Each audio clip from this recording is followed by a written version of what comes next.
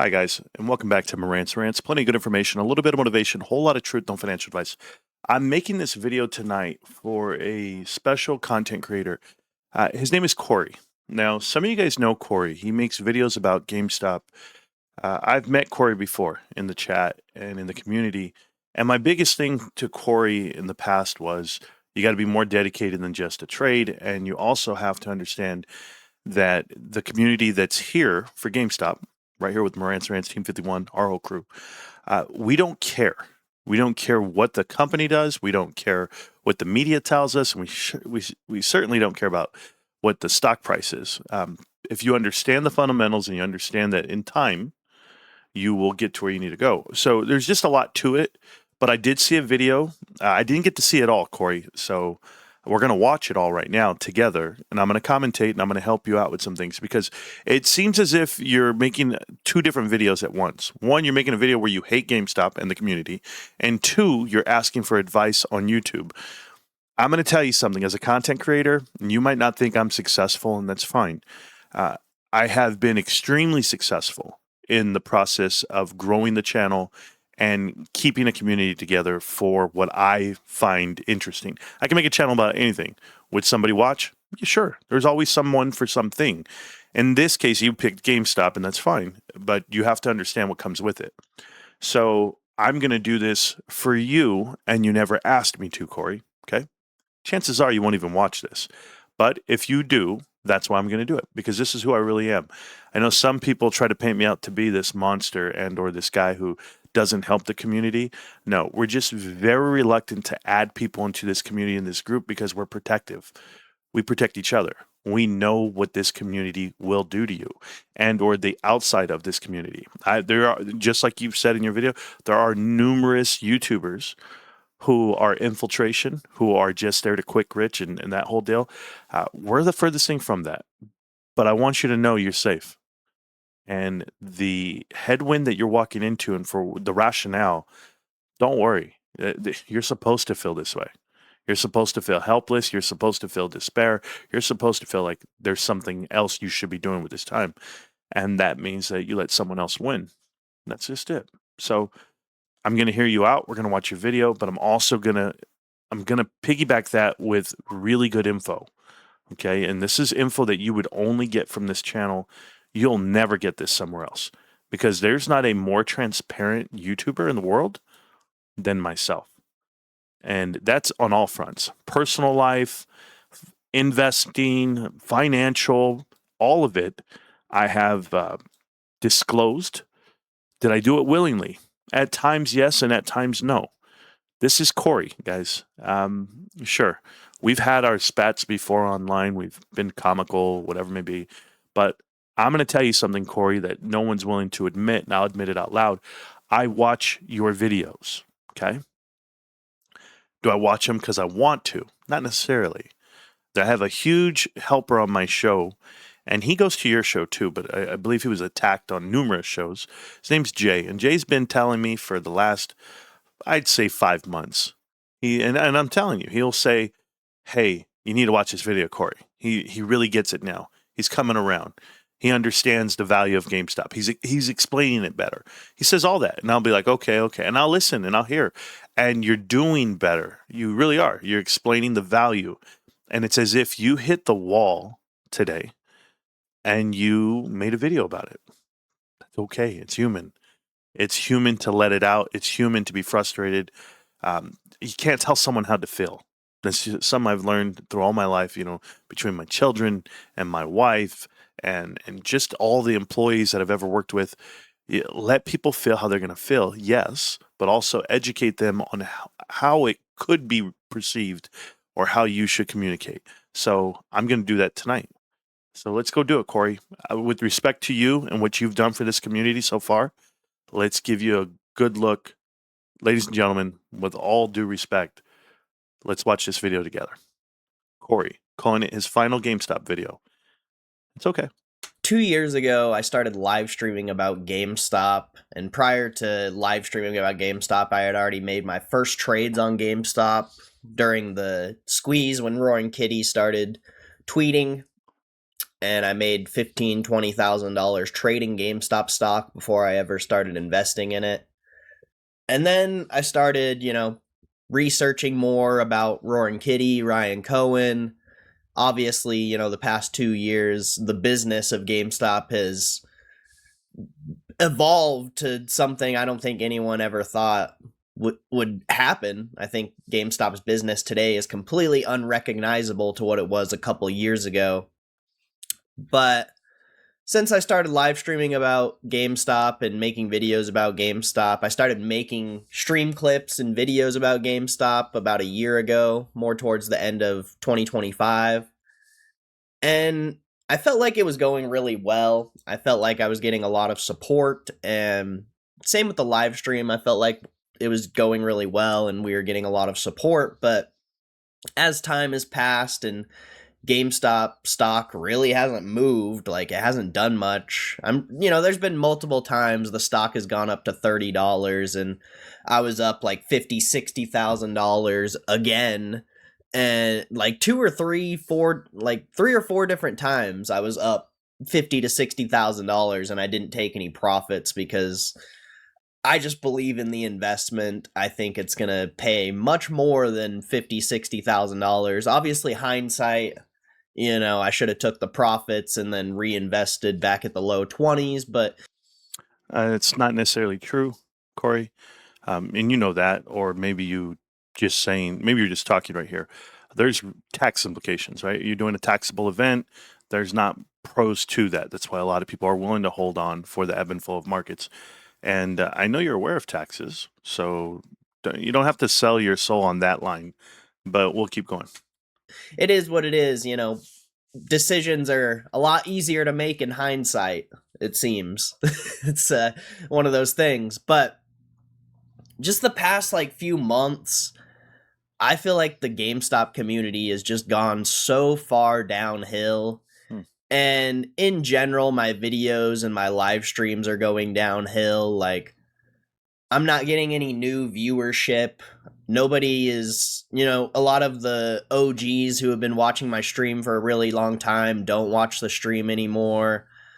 The videos are getting less and less views. Unless I just randomly have a title and a thumbnail that clicks, then it'll get, like 1,000 views or something like that. But it's just not sustainable. Like, for the past year and a half, YouTube has been my only job. I completely stopped trading because I started investing in GameStop, so trading really isn't an income anymore, which, if I'm just being honest, like, GameStop has been the worst investment of my life. In a lot of ways, it's been the best investment of my life because, in the beginning, I 100%ed my account off of the trade.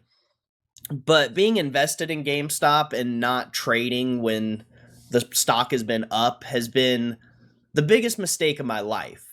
Does it mean I'm going to sell my GameStop shares and I'm going to quit investing? Of course not. So I got you. So then you can't make statements like that. The biggest mistake of my life. One, if it is the biggest mistake of your life, congratulations, because it's not that big. It's not altering. You saying you're going to continue to invest into something that is the biggest mistake of your life, now you're talking out of both sides. You got to understand that if your mind is telling you one thing and your heart's telling you another and your stomach's telling you something, you're not as convinced and or dialed in as you could be, should be. You're doing a lot of talking, a lot of lip service on it, but you have to stop with the emo. You're being very emotional. And anyone will tell you when your emotions show, you're going to make a mistake. So I'm not going to tell you how to invest. I'm just going to tell you, look at yourself right now and how you sound. You sound like you're a believer. I know you've talked that talk. I'm a believer. I believe in GameStop. I believe in Ryan Cohen. I believe where they're headed. I think I'm going to quadruple my position. It's going to go crazy soon. Like, all that is confidence talk. Yes. But at the same time, you're back talking it. You're saying, well, it sucks. It's this, it's that. You can't do that part. You're either going to be all in or you're not. So just get your mind right. I'm going to be an investor my whole life, whether GameStop exists or not. The stock market has been my life for the past 7 years. I Mhm. started I started investing in the stock market right before the COVID crash, 2020 crash, and it was a pretty interesting experience. I remember having my first $2,000-3,000 in the stock market, and I invested in like AT&T or some garbage, and I got wrecked on it because obviously I invested right before a crash. But uh, yeah, the stock market has been a big part of my life, and See, that doesn't make much sense to me because I'm aware of what the markets are and what they do. And there's nothing since COVID, if you invested before COVID, that is down today. Not a single thing, with the exception of AMC. And you say you bought AT&T. I don't care what you bought. If you held it from then until now, you're profitable or you're in the plus side. So that doesn't really make sense, right? If you're buying blue chips or you're buying S&P 500 companies, things like that. So I don't know what you invested in that you think that you aren't going to make a profit and or a gain, because there's nothing but gains coming out of COVID. Even pre-COVID numbers they can't even represent what it is today. Everything's 3x from there. So yeah, biggest bull run ever. Absolutely. Did you miss out on it? Sure. But are you missing? There's a whole idea here, Cory. It's at the end of this run, what is everyone going to do with their gains? Are they going to take them off the market and get dry powder and burn cash? Or are they going to reinvest them to the next thing? And you'd want to be invested in the next thing, which I feel I am. I feel you are if you're a GameStop investor. So that's kind of misleading, right? a huge part of me making money throughout time. But it's just the past 2 years, I've been so heavily focused on investing and the long term future that I'm not even making money anymore in the stock market. I'm just like, whenever I get extra money through YouTube or doing some random jobs or something, I put it all into GameStop. And I think GameStop's going to pay out over time, of course, but in the short term, it's been a huge mistake to be invested in GameStop. Mm. And in reality, like, the goal is to stay invested in GameStop and never take profits and never pay taxes. Like, that's really the goal for me when it comes to investing in GameStop. Like, I want to become a multimillionaire without paying taxes. And how do you do that? You invest. You either invest in real estate, which, you have to pay property taxes and whatever, so real estate really isn't it. Or you invest in the stock market. If you buy 100,000 worth of stock and it 10x's, you make $1 million.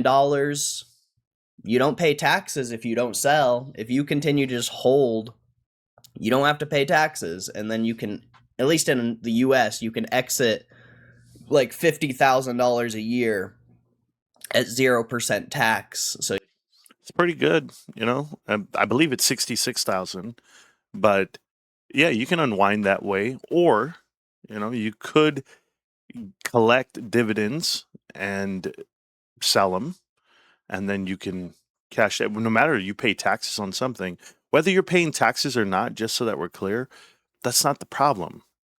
Pay taxes. You're not losing anything. Certainly, when you're gaining something, that's a different mindset of yours, by the way. There are investments you can make that are tax free, by the way, and buying securities directly with cash is not one of them. So you got half the equation. All right, I'm listening. you can exit strategically, or you can sell options on your position and create income from your investment. There's a lot of things you could do, but the overall goal for me is to put every single dollar I make into GameStop, and maybe 10, 20, 30 years down the road, I'll have tens of millions. Hopefully tens of millions. Like, I don't know, I don't know either, because you just said this is the worst investment ever. And it's not something you want to do, and then it's something you want to do. This is yeah, I'm not going to keep going over that. You're talking both sides though. millions, that'd be cool, but I think the goal is tens of millions to hundreds of millions potentially in the future. and just never selling, just being a long-term investor in stocks. And it should be the S&P 500. That would be probably the intelligent decision, but I think over a 10, 20, 30-year period, GameStop is going to outperform everything else. I think a lot of these companies investing in AI and hundreds of billions of dollars into AI. It's not that they're just investing in AI. It's actually insane the amount of capital that's going into AI. I don't know if they're going to be successful. A lot of people are very confident. I get a lot of hate for being an AI hater. A lot of people think I'm so stupid because I don't like AI, just because the stocks are going up, and GameStop doesn't move. So not only do I get hated on for being a GameStop investor, I also get hated on for being an AI hater on top of being a GameStop investor, just because the stocks are going straight up. But guess what? A stock price going up, a stock price going down, it means nothing. I'm investing in GameStop because of the business, because of what I see the business being in the future. And I see GameStop being a multi-hundred-billion-dollar company in a 5, 10, 20-year period. I don't really know how long it's going to take. I would say 10 years is probably realistic, but maybe it takes 5, maybe it takes 20. But overall, if I can 10, 20x my money in the next 10, 20 years, I would say that's a super valuable investment. Sure, there's a bunch of AI stocks that have 10x the past few months, past year. I get that, but that's not going to last. A lot of those companies are only going up on hype, and that's it. Like, a lot of those companies don't make money. They're going to be bankrupt in the next 5 years, and then some other company's going to come in and swoop their assets and everything they have built for the past few years, and they're going to get it for pennies on the dollar. And I just don't see AI being as great as everyone thinks it's going to be. Maybe 10, 20 years down the road, maybe, after all the newer companies get wiped out and the large corporations come in and buy out all these smaller companies that tried to get into AI but failed. Maybe then, maybe we'll see something massive. I mean, you're on the right track, but it's going to be the big companies getting wiped out, not the big companies coming in to pick up the little ones. Everyone's going to get wiped out on this thing. But yeah, you're tracking. So what's your beef with GameStop then? But I think it's just really early. And I didn't want to get into an AI rant here. Oh, okay. Also, I am a Bitcoin hater. I don't know if anyone who's been in the live stream definitely knows it, but not many people know that I'm a Bitcoin hater. I've been a Bitcoin hater at all-time highs, and I'm still a Bitcoin hater. And I used to get absolutely shit on for being a Bitcoin hater back when it was at all-time highs. And then look what happened. It was very obvious when all these companies started raising corporate bonds that Bitcoin's rally was over. When a bunch of companies that aren't successful and don't even... You can't do that. You can't say that it's over, the rally's over. It's not how it works. This is a forever thing. These guys buy Bitcoin. Bitcoin's not going out of business, right? Their CEO's not going to quit tomorrow. The board of directors are not going to vote on more dilution. There is a purpose and there is a value tied to it. You're just in one of these cycles, but you can't let that cycle sway you like it is. Yeah, I'm not a believer either, because fiat gives it its value. The one thing it's trying to replace is the one thing that it's getting value from. So there's another reason to hate crypto, but I don't mind you hating crypto. I mean, it is what it is, brother. Keep going.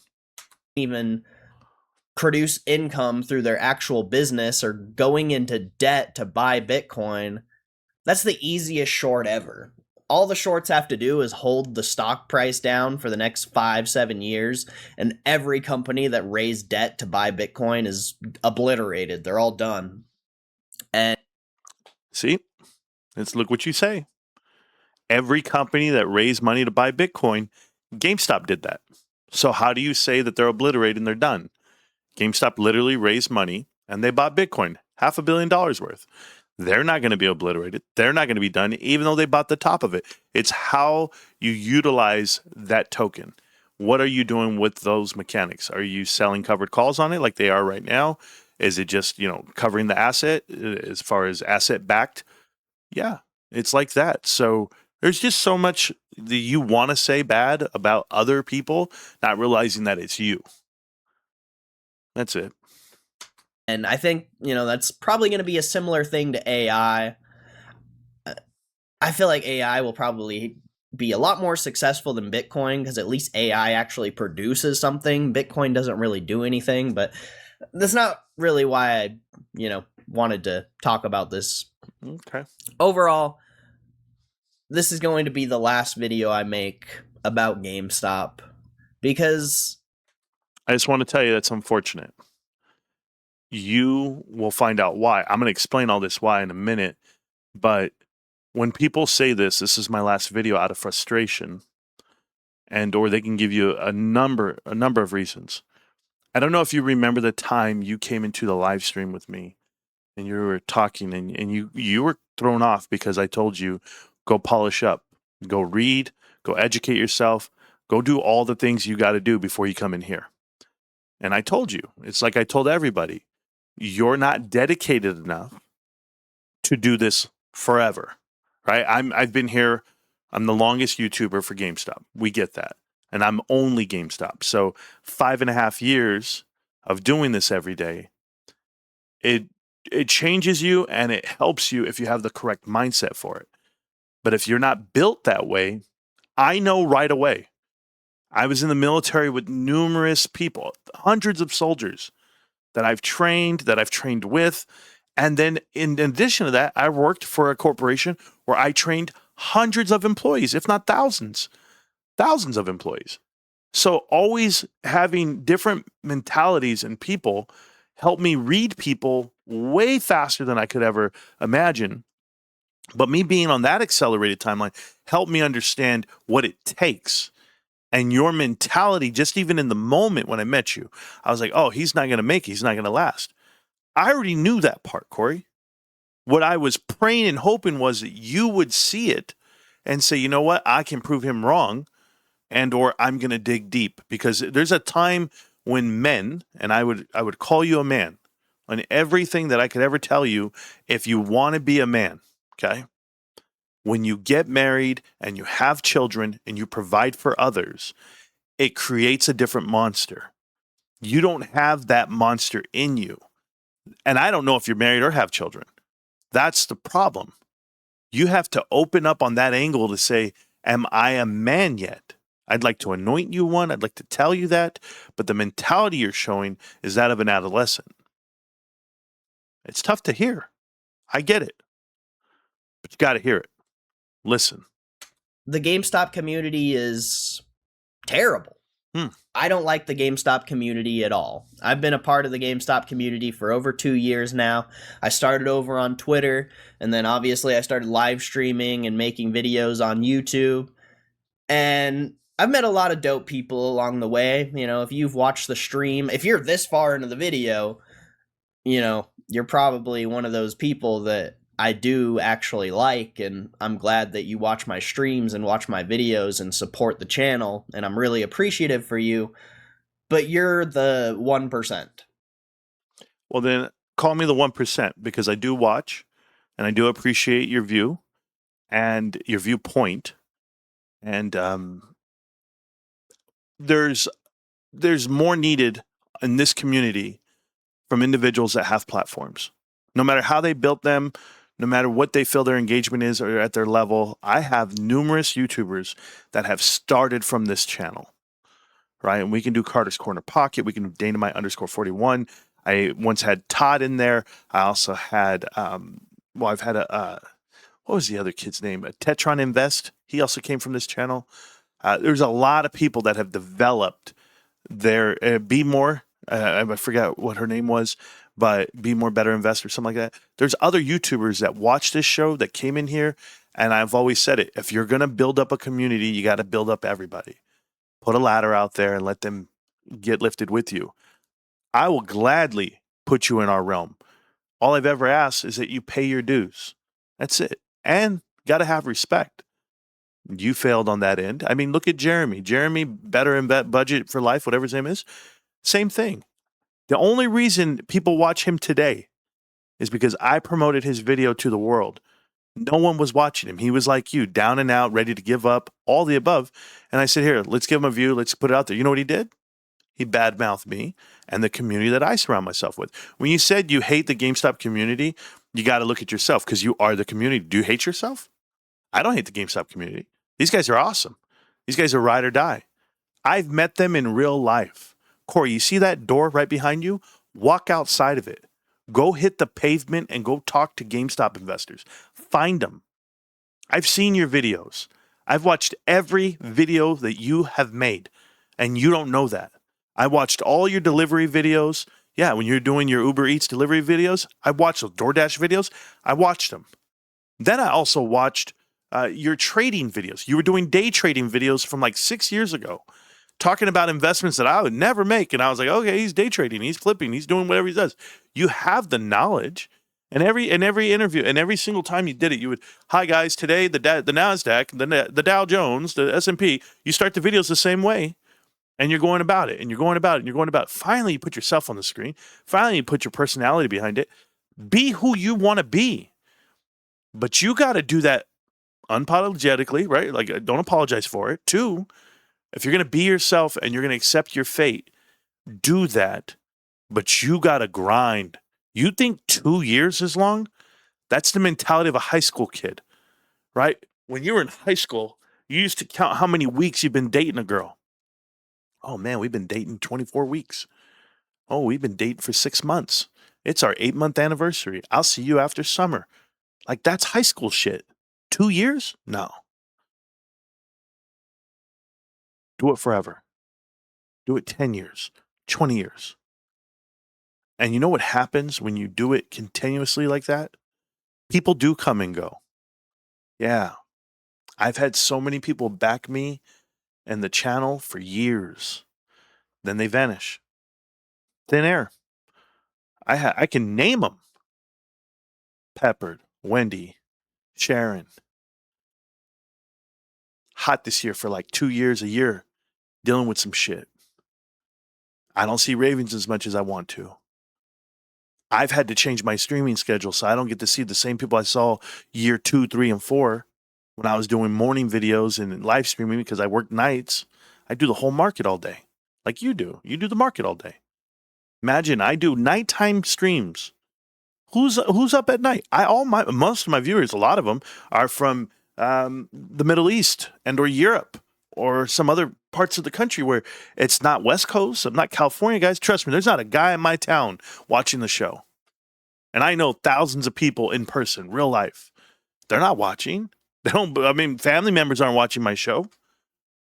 It's strangers. And you know what? They've been uplifting. And I've had the pleasure of traveling and meeting them.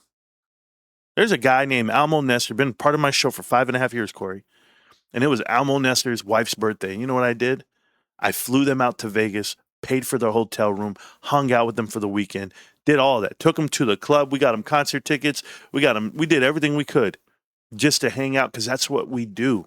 When it's time to go ahead and hang out and be brothers and sisters and see what this life is, being a GameStop investor, it's deeper than a couple of months. It's deeper than your feelings. There was times, man,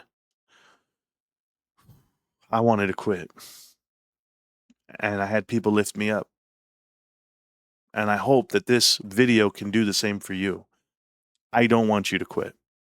And I'm a real GameStop investor, and I'm part of this community just like you are. And you might hate me. You wrote to me the other day in one of my videos. You put in the comments, you said, you're annoying. Thanks for promoting this video. You said, I hate your videos, but thank you for promoting and playing my clip. It's like, was that necessary? The put down? Do I even really care to dive into it and be like, Cory, what's up, bro? I'm promoting. I'm showing. You got to understand. You got to understand that your timeline is not everyone else's. Your 2 years is not everyone else's. That's that part. Let's keep going, though. 99% of the GameStop community, 99% of the people that watch my videos just watch it because they want to type something negative in my chat or they want to leave a negative comment, which I took comments off of my videos, you can't even comment on the videos anymore because all I get is hate comments. Yep. There's no point in having comments because none of them are positive. None of them give me any value or anything like that. So Cory, a couple of things I've done, and I'll show you right here. On my video here, I had a guy write a message, okay? So this guy's name is Mark Chalice, okay? I have no idea who he is. 19 years on YouTube, whatever it may be, 7 subscribers, whatever he's doing. This guy right here wrote this comment to me, and he puts, "You're the biggest loser on the internet right now. How your wife is still with you, nobody knows. Must be as delusional as you are. You're not winning, and you never will, you narcissist." This is what they wrote to me 7 hours ago. Just right now. I get this every day. I get hate and my personal life and attacking my career. I mean, when I was at Costco, they would call the warehouse, they would write letters, they would write emails and make up lies about me. They would say things like, he's this, he's that, and blah, blah, blah. And I'd have to answer to it, to my superiors. And the crazy part was I'm at a very high level. So I'm answering to the CEO. I'm answering to the COO. I'm answering to all the leadership, board of directors, because of videos I make online and have made up lies about me, chasing me down, coming to my job, seeing me in person, and threatening me, telling me to take down my videos or else.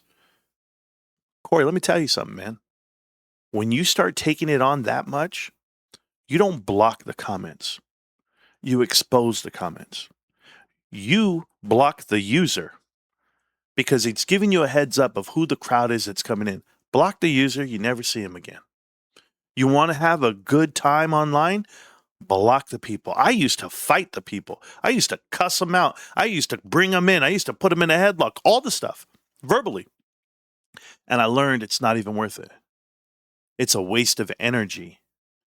So taking down comments on your videos, just monitor them and go like this.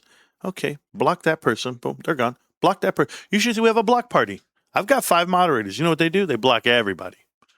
Everybody that's saying a message I don't want to hear, because I'm not going to deal with that negativity, because the negativity can get to you if you don't have thick skin.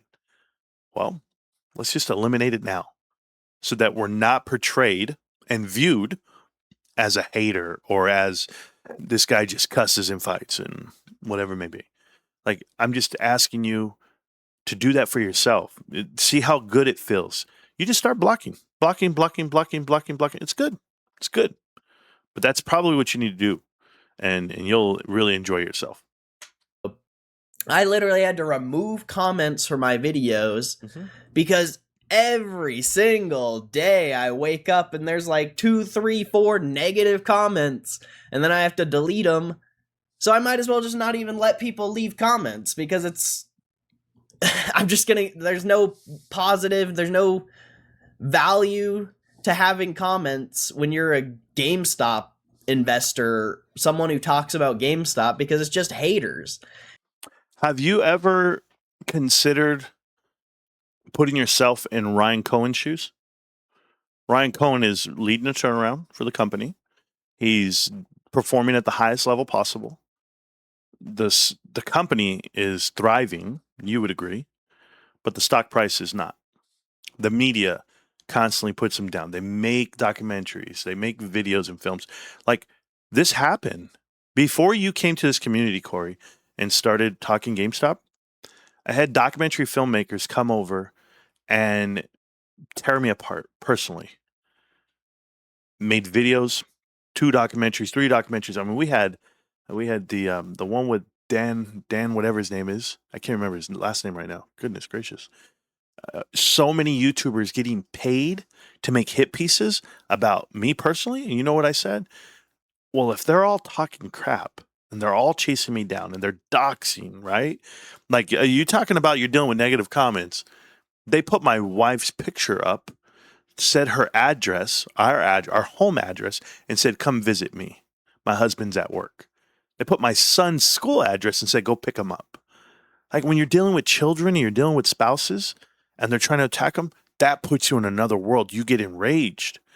And then you got to watch yourself because you might commit a crime to protect them. So before we get all up in arms and panties in a bunch about words, they're just words. It's straight elementary. Either you can block and ban them and call it a day, or the whole, I'm rubber, you're glue, whatever bounces off of me sticks back on you. Like, I don't know what mentality you have to have, but the mentality is, for me personally, if you're doing something right, then you will have haters. It just comes with the territory. If you thought everyone wants you to succeed, you're completely wrong. I was this way for a very long time. I was like, man, everybody wants to win. GameStop's going to win. And then I'll remember when I actually talked to my regional at the time. Um, he's now he's on the board of directors, and he's an insider, and he's at Costco. Name's Caton Freights. And I talked to Caton Freights, and he's the next step to be CEO of Costco. And Caton Freights runs all of North America, if I'm not mistaken, right now for Costco. And Caton calls me and goes, "Hey, Marantz, just want to let you know we had to watch your videos all weekend because they had said you had some hate speech in them, and you can't be saying that." And I was like, "No, I'm not doing that, Caton. It's not like that. It's banter. It's friendly banter. It's this, it's that." And he was like, "Okay, cool, cool, cool." He said, "Hey, I just wanted you to remember one thing. He said, not everyone on the internet wants you to win." And I was like, whoa, that blew my mind because I never really thought about it like that. He said, "No." He goes, "They're going to wake up every day trying to tear you down." So, happens to everybody. Even the people that are successful in what they do, they still get dragged down to the ground. So you just got to find a way to rise above it. And that's what I'm asking you to do tonight. You don't have to listen to me. You don't have to care about what I say. And maybe you will quit YouTube and never make a GameStop video in spite of me. But I'm not going to go another moment without you understanding what you mean to a community and what you mean to yourself until you understand this grind. I'm not going to do it. This is a great moment for all of us. You want to talk about unity? You're the type of individual, Cory, that should be walking shoulder to shoulder with guys like all of us. And when I say all of us, Team 51, little group I got, whatever, I've met them. I've met numerous investors. I know I only own $60,000 worth of GameStop. It's not a lot to some people. It's a fortune to me because it's hard to live in California. It's hard to have 5 children. It's hard to have a wife. It's hard to have a life. And if I'm able to save away that much cash, it means a lot. So I'm here. But I've seen people with 7 figures, multiple 7 figures, and multiple people, because that's the group that we have, the very concentrated group of GameStop investors. And I pray you stay one of them, and I hope that you can understand this video I'm making for you. It's people who are invested in AI or whatever it may be. Maybe they lost a bunch of money on GameStop during the 2020 squeeze. I don't know. But everyone's a hater in the GameStop community. I had a live stream one time. We had 1,500 people in the stream. And it was for a Ryan Cohen interview with Charles Payne, and I couldn't find the interview. And eventually I found it on Twitch. But everyone in that live stream was just shit talking. 99%. Obviously, there's 1% of people who are actually chill and they actually understand. But then the interview starts and the stream I'm watching has an ad break. And everyone gets mad at me for it. Also, I did start talking shit. I was like, Ryan, during the stream because people were just being so negative and so rude. It's like, I don't want those people to follow me. I don't want anyone in the GameStop community to follow me, except the people that already are following me and provide value and positivity to my stream. Like, I appreciate you guys, but look, you're right here on my show, and I'm going to hit subscribe to you right now so you understand. I usually watch your videos without subscribing. I just watch, but I give you a view. I'm subscribed, okay, Cory? Because what you just said reminded me of something that I did once. I'll share it with you. There was an annual shareholders meeting of GameStop. Might have been 4 years ago. And Matthew Furlong comes out on video and they say, "Hey, by the way, this cannot be publicly broadcast and or recorded. This is a private conversation." That's what it was said. And I was live streaming it.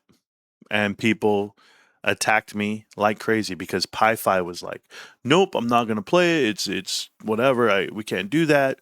And there was no one else. There was no Jackie didn't exist. You didn't exist. It was just me and Pi-Fi at the time. And I said, "No, I'm playing it. I don't care." I didn't care. And then people came and attacked me for days. And you know what? I survived. Life carried on. I was okay. But it's one of those things that when you go live and you're gonna have people who hate on you, like there's a whole website to hate on people, right? You know what it is, the meltdown, and think about it, they're obsessed with us, GameStop investors, people that care or people that want to care. Like, why would they care so much to make a channel, a subreddit to hate someone? Because you know why they do it, Cory? Because it's anonymous. Because they're cowards. People on the internet are cowards. They're not man enough to put their name and their face on it. You are. You put your face and your name on it. Do you know how much credit I give you for that? No matter how it comes across, I don't confuse the message with the messenger because I've been misread so many times. I know this. I know that you have educated yourself over these last 2 years on what GameStop could be, should be, would be. And now that we're here, we're at the next step. We're a week away from the annual shareholders meeting, 2 weeks away. What in the hell are you doing trying to quit? This is the time you buckle down and you deal with it.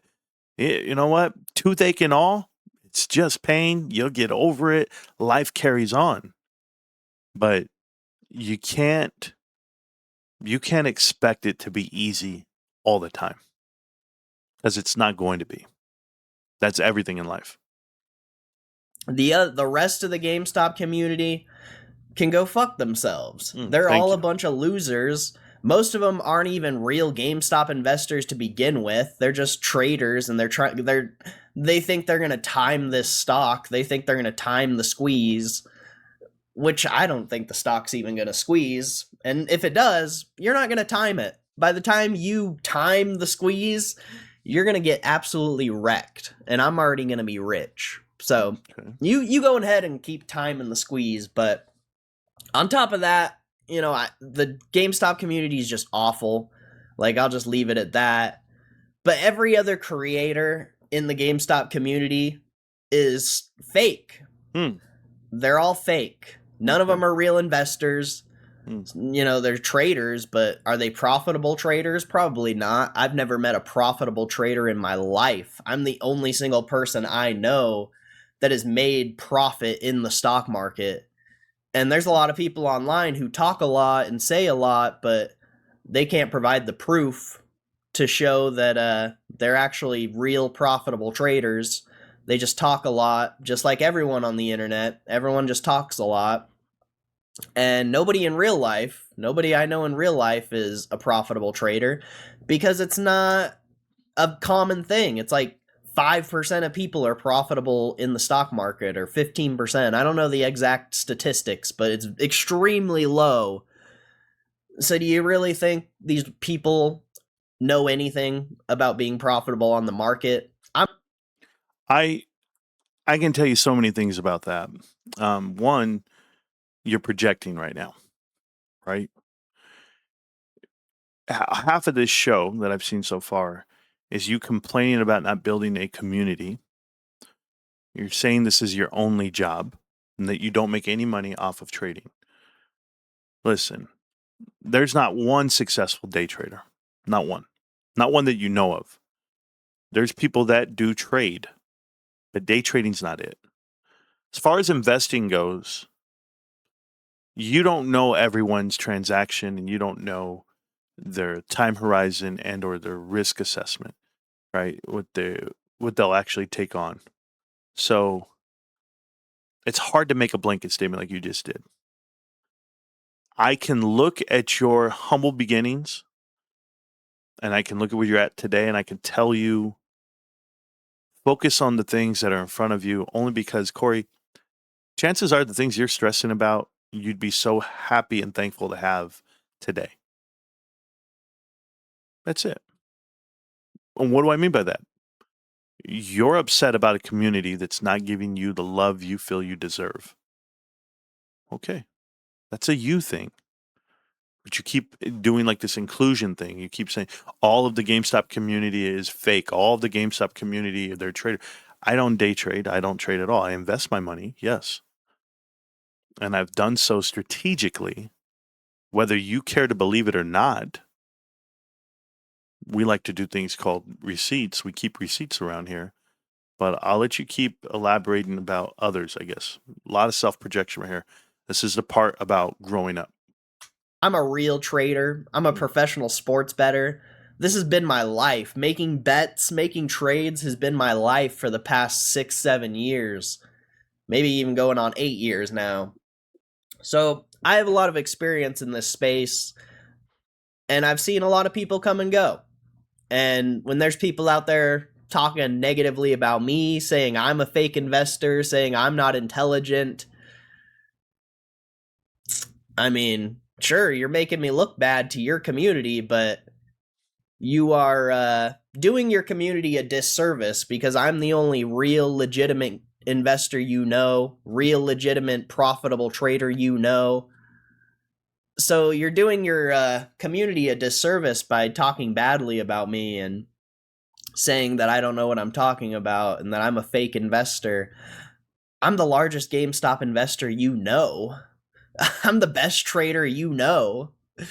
The past 2 years I haven't been because I've been invested in GameStop with a bunch of idiots who think that just because they've been holding a terrible business for the past 5 years and now it's finally doing good, they think they're intelligent. Yeah, I mean, yeah, you're real intelligent when you were buying GameStop and talking about GameStop at $200, 100. Well, I think post pre-split it is trading at like $100. So whatever.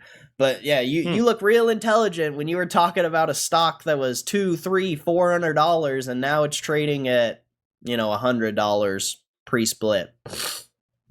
No, nobody in this GameStop community is intelligent.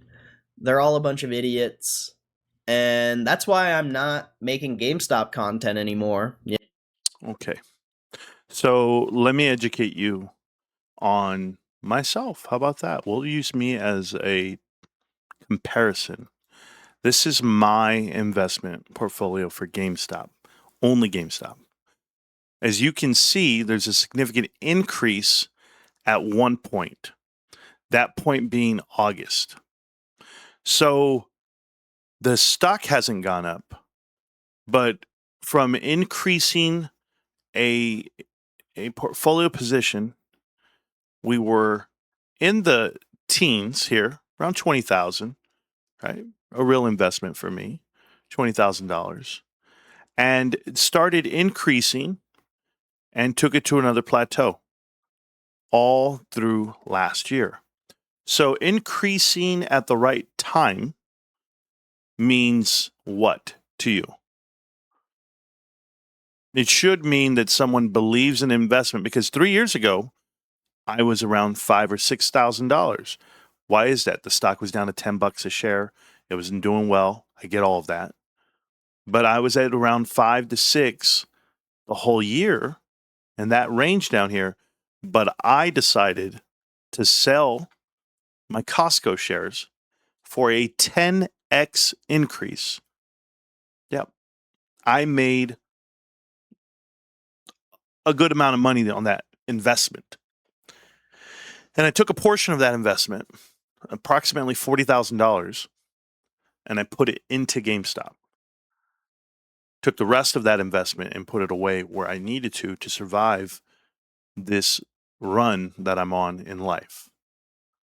So I would call this a real investment, a real GameStop investment, and knowing when to turn it on and when not to. So to turn it on at 20, now that the company has fully committed their turnaround and they've shown promise, yeah, it was tough to invest $5,000 into a company at $200 a share that was failing, right? So yeah, you wouldn't fully commit yourself to that. You have other investments. But now that we've come to this conclusion that GameStop's inevitable at this point, that would be the rhyme and reason to turn it on and turn it up. That's my point to that. So just to disprove you from all GameStop investors, I just happen to be one that did it the right way, I guess. Turn it up when the stock is down. It's at $20 a share. Keep it going, even today. If we go here and we go to activity and orders, every day, and I want you to see this, every day is a percentage, some type of activity in the stock. Just we'll go right here. This is all June. Just buying, buying, buying, buying. It hasn't stopped. This is still June. So all those buy orders from now all the way through June, you can look at them. It happens every day. And I've been doing this every day for 5.5 years. So if you're not understanding what it takes to process this investment, there's a lot more to it than just how you feel these day traders and these promoters of the company and the investment are. You're not even convinced to the level that we are, the ones who actually watch and pay attention to what the company does. But hey, Cory, you can live in your bubble and say that we're not as successful or we're not as smart as you or as good as you. That's your prerogative. Everyone has their own ego, that whole persona. You can wear it with a cape. But I'm telling you, with open arms, you don't quit. I don't care what you're going through. That's not what GameStop investors do. You know, I'll talk about things on my stream whenever they pop up, but I'm not making stream clips about GameStop anymore. I'm not really going to talk about GameStop anymore. I want to make videos kind of like this, like talking type videos about anything I want to talk about. I'm done talking about GameStop. I'm done wasting my time with this community. You know, when GameStop actually moasses or whatever you idiots think is going to happen, I'm going to be a multimillionaire. So how does that make everyone an idiot and then you're going to make money off the investment? I'm confused right now. You've never shown your position, yet you're boasting about what you're going to be. You got to do better than this. Okay? So do you really think I care what you guys think, what I you guys do. have to say? I don't. I don't at all. Like, you guys are all going to be broke and I'm going to be rich as fuck because I'm the only real investor that you know.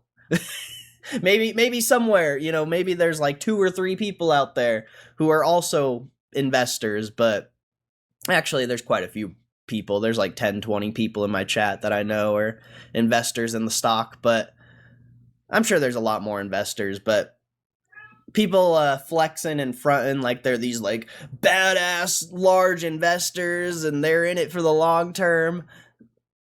It's the internet, bro. These people are full of shit. They're lying to you. There's someone out there who is such a large GameStop investor, yet they don't even have warrants in their account. Where's their warrants? Where's their warrants? If they're a real investor, where's their warrants? They should have gotten warrants. But Some people sold their warrants. Some people don't have the stomach or their risk tolerance is not a warrant. I don't know if that gives you a badge of honor, but that's your assessment of investing. guess what? They're not real investors. But you guys follow them. You guys follow them and you guys think they're smart and you think they're intelligent and oh, it's a joke. It's a joke. This community is a joke. GameStop in a lot of ways is a joke. I've been sitting in this investment for 2 years and you know, there's been a lot of trading opportunities. GameStop has been the best trade ever. The ultimate trade. But in the investment has been complete dog shit. And you know, I'll continue to see it through. You know, it's only been 2 years, so This is crazy, man. Oh man. You remind me of like a crazy ex-girlfriend. Like, I hate you. Don't leave me. Oh, you're never gonna find somebody better than me. Well, I hope you find her because it's over. I'll never come back to you. Oh, will you pick me up tomorrow? I don't understand, but Cory, this is the part where your emotions are getting the best of you, and I get it. I do. This stock will drive people crazy, but there comes a point. Okay, there comes a point in every man's life where men decide to be men, and they don't let little things influence them, like even a good time. Okay. I've always said it. If you're focused, in horse racing, all the horses are fast, all the horses are strong, all the horses have discipline, but even they need blinders. Even they need blinders to focus on what they're doing. Stay in your lane. So I tell you, man, you got to put those blinders on and stop reading the room so much and run your race. That's what I could give. That's the advice I can give you. It hasn't been that long when it comes to investing. I'm looking at this investment as a 10, 20, 30, potentially lifetime investment. So 2 years really isn't that long. We'll see what happens. But GameStop has been the best trade, easiest trade I've ever seen in my life. What kills me on that comment that you just made? It doesn't make sense to me, because you're saying that this is a forever investment. It's the best investment and it will go up and to the right. We know fundamentals are awesome. In the same breath, you're telling the world that they're dumb for investing into something at $25, at $30, at $40, whatever they bought it at. What would that number matter if we're headed somewhere infinitely higher? Like, that's what I'm talking about. You're saying one thing, yet you're trying to believe something else. It's like you're trying to convince yourself. So if you believe that GameStop could go higher, should go higher, would go higher 20, 30 years from now, hundreds of billions of dollars, well, then what the hell are we talking about a $10 billion market cap, $20 billion market cap? Why are you still stuck in this mindset that you have to comment about individuals who bought it elsewhere? By the way, my cost average, $23. Is it an end of the world cost average? No. What's Roaring Kitty's cost average? $23. So you got to have the right approach to this. And you say one thing, but you're doing the other. And guess what I'm going to do for you? I'm not going to judge you to the point where I disown you. You're part of the crew. The reason why I'm calling it out loud, so you hear it. Because if no one tells you how ridiculous you are right now, both sides of the table, you're never going to know. Some people have to tell you something so that you understand it. And you might have to hear it 10 different ways until it really gets in there. So if you're not making money in this stock, I don't even know what the fuck. I don't know what you're talking about. I don't even know why you even have a voice. I don't know why you have a following. If you haven't been making money in this stock, I don't know. I mean, I haven't been making money in this stock and I feel like an idiot. So if you haven't been making money in this stock and you feel intelligent because you've been holding a piece of shit garbage company for the past 5 years, and maybe you're actually smart and you've been invested for the past year and a half, 2 years when the business was actually good. So I just want to point out again, I increased my buy-in after these last 2 years, right? So maybe there are some intelligent people that understand what they're doing. Ryan doubled down this year, bought even more, bought 20 million this year instead. So there's a lot to look at and a lot to give value to, but you calling yourself dumb, I don't know how this works out in your favor, but keep going. Congratulations. But majority of people in the GameStop community have been invested for the past 5 years, and the business is complete garbage. It was garbage. It's obviously not garbage anymore, but even Ryan Cohen himself in the recent interviews has talked about how bad his first couple years in the business were. He wasn't a physical retail guy. Yeah, but you see, that's a problem for me right there, what you're saying. Ryan invested. Larry Chang invested. Alan Adel invested. Numerous people have been buying in for the last 5 years. So are they dumb too? Or are people understanding value as it comes? Right? So you could buy in because you believe in something and it's great value. If you bought it in before you ever bought in, okay? Before it bought in when Roaring Kitty was posting memes, which is you said you bought in 2 years ago, stock was $10, $15, $20 for a whole year in 2023. So yeah, I don't think that's 3 years ago, right? So the bulk of people who bought in 5 years ago, 4 years ago, that initial buy-in, But if you watch our channel, everybody has continued to accumulate shares this whole time. So when you educate yourself on the investment, you understand how to average in, dollar cost average in. You can't fault them for doing what they're doing. Everybody's turning it on and doing better and better. It's the best they can do. How about that? So I have a different mindset for it. And I think, I don't know if you even have a mindset for it, but you clearly feel a certain way about it. He learned everything along the way. So, you guys didn't know what you were doing. You were just investing in FOMO, and good for you if you think you're intelligent because you invested in hype, and maybe in 2 or 3 years you might be at break even on your investment. Congratulations. But yeah. I just See, there you did it again. You feel the company's going to go up above and beyond, right? They're doing great. They're amazing. So what would it matter if someone broke even 2 or 3 years from now? You think the stock's only going to be $25, $30? I mean, what do you think people's cost average is? In addition to that, $30, $25, well, you're projecting a lot higher than that, aren't you? I'm sick of this community. I'm sick of GameStop. Obviously, I'm going to continue to buy it and continue to invest in it. This is crazy. And hopefully it works out, because I've been wasting the past 2 years of my life investing in this stock and being a part of this community. And, I'm going to keep investing in the stock, but I'm not going to be a part of this community anymore. I think this is the truth. I think that the whole burning feeling you feel, right? Like you're pissed off, has everything to do with your YouTube channel, not with your investment. I don't think this has anything to do with GameStop. I think it's about you and YouTube. So correct me if I'm wrong here, but I think you don't know how to manage yourself on YouTube, and that's what you're pissed off about. That's what I think.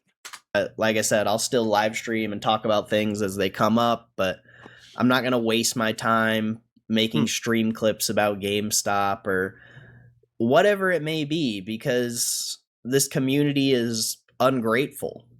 They promote scammers and fake investors, but they don't promote the only real investor in the community. They don't promote the only real trader in the community, and that's me. Like, whether you want to believe it or not, that's me. I'm the only real person on the internet, most likely. But you want to promote all these fake investors, these fake traders, these people who just talk about the stock. They don't actually put their own money on the table. And if that's what you want to watch, if that's the content you want to consume, and those are the people you want to support, good for you. That's great, but I'm not going to be a part of this community anymore. I think the GameStop community is absolute trash. At least the online community, the people who Is there a different community that I don't know about than online? Because you're online. So is there people out in the street? I just tell you should get out more. And if you want to talk GameStop and you really want to live it, eat, sleep, and breathe it, go hit the street, man. Go hit the street and tell people that don't want to hear about it. Tell them about it. See how it goes. So it's one thing to be on the internet and people click on your video because they want to see what you have to say. That's a whole different sale than cold calling, right? Going to the street and just canvassing yourself door to door. That's tough. That's real tough. To walk up to someone and strike up a conversation about GameStop out of the clear blue, I think you should do it. I think it would open your eyes up to how to communicate about this stock and about this investment. Because if you were to go out there and just talk shit about it, man, GameStop sucks. I lost all this money, blah, blah. People would be looking at you like, what are you talking about? And why'd you do it? Well, then what's the point? What are you bitching about? Get on. That's how it would be looked at. But right now, you're talking to GameStop investors. Who do you think's watching this video? I don't understand what you're trying to get out of it, but I will tell you, I'm gonna extend to you the olive branch, because I feel the GameStop community as a whole needs more people and more eyeballs and a more platform. No matter how big you don't think you're getting, or the viewership you're not getting, what you're really mad about, from what I can tell, That's not the point. The point isn't viewership. That will come. If you build it, they will come. But you got to build it. You can't expect to go walk in and it's all just going to show up and fall on your feet. You have to build the community you seek to desire. You said if they would support me, they support other people. They support. Yeah, it's it's far and few, man. It comes and goes. I promise you. I'm living proof. Let me be the proof for you. Shop the stores and actually believe in the business and bring value to the business by purchasing things there or whatever it may be. I don't really know many people like that, so I can't really speak about them, but the GameStop stock community, super stonk, the YouTubers who talk about GameStop, it's all just fake bullshit, bro, and I'm sick of being a part of it. Cool. I get like a couple hundred views per stream clip, couple hundred views per live stream unless there's a piece of news or something. Yep. It's a waste of my time to continue to make videos for this community, in my opinion. So I'm going to try to branch out and make other types of content, just talk about other things and just stop. I think this has a lot to do with you. I don't know if you're a parent or not, Cory, but the most thankless job in the world is a step parent. I can tell you that. I am a stepdad. And it took me years to earn the respect of my daughter. And I would tell you about my step parents it would take them years to earn my respect. That's what prepared me mentally for what we do here on YouTube. But you're making videos for views. You say, I make videos. I'm not going to make videos anymore for this community because you only get X amount of views. Huh. You know what was crazy, Cory? I had this mindset for a long time on this channel. I used to do videos, and we're going to come back to your clip, don't worry. But I used to do videos, and I didn't want to take super chats. So people would send super chats, and we'd block and ban them. We would just block them, ban them, say you cannot send super chats because that's not what we're allowing here. And I did that for like 3 years. And in addition to that, I demonetized every episode of mine for 3 years. I would play copyrighted music, and I made sure to get the stream blocked and banned, essentially. I did that because I didn't want to take from the community. I didn't want to be like the other guys. And what happened was, I think it was year 3, I got flagged from YouTube, and YouTube said that I was doing a disservice to the people viewing the show because, one, YouTube's in business for me to be in business, and YouTube makes money off the super chats, not just me as a content creator. So they warned me, and they gave me a warning, and we're going to block and ban me. And I said, you can no longer ban, because the whole point was someone's paying money, and then I just delete it and block it. That person, well, apparently one of these times, they went ahead and went to YouTube and demanded a refund. And YouTube, why do you want a refund? Whatever. This guy's blocking and banning when we super chat, and that's not fair. It's like they're saying I was violating the terms of our partnership. So I almost lost the partnership, and I said, okay, I'll open up the chat line. I'll do whatever, and I'll allow people to support the show. To show you proof of that, okay? And this is what I want to show you is right here.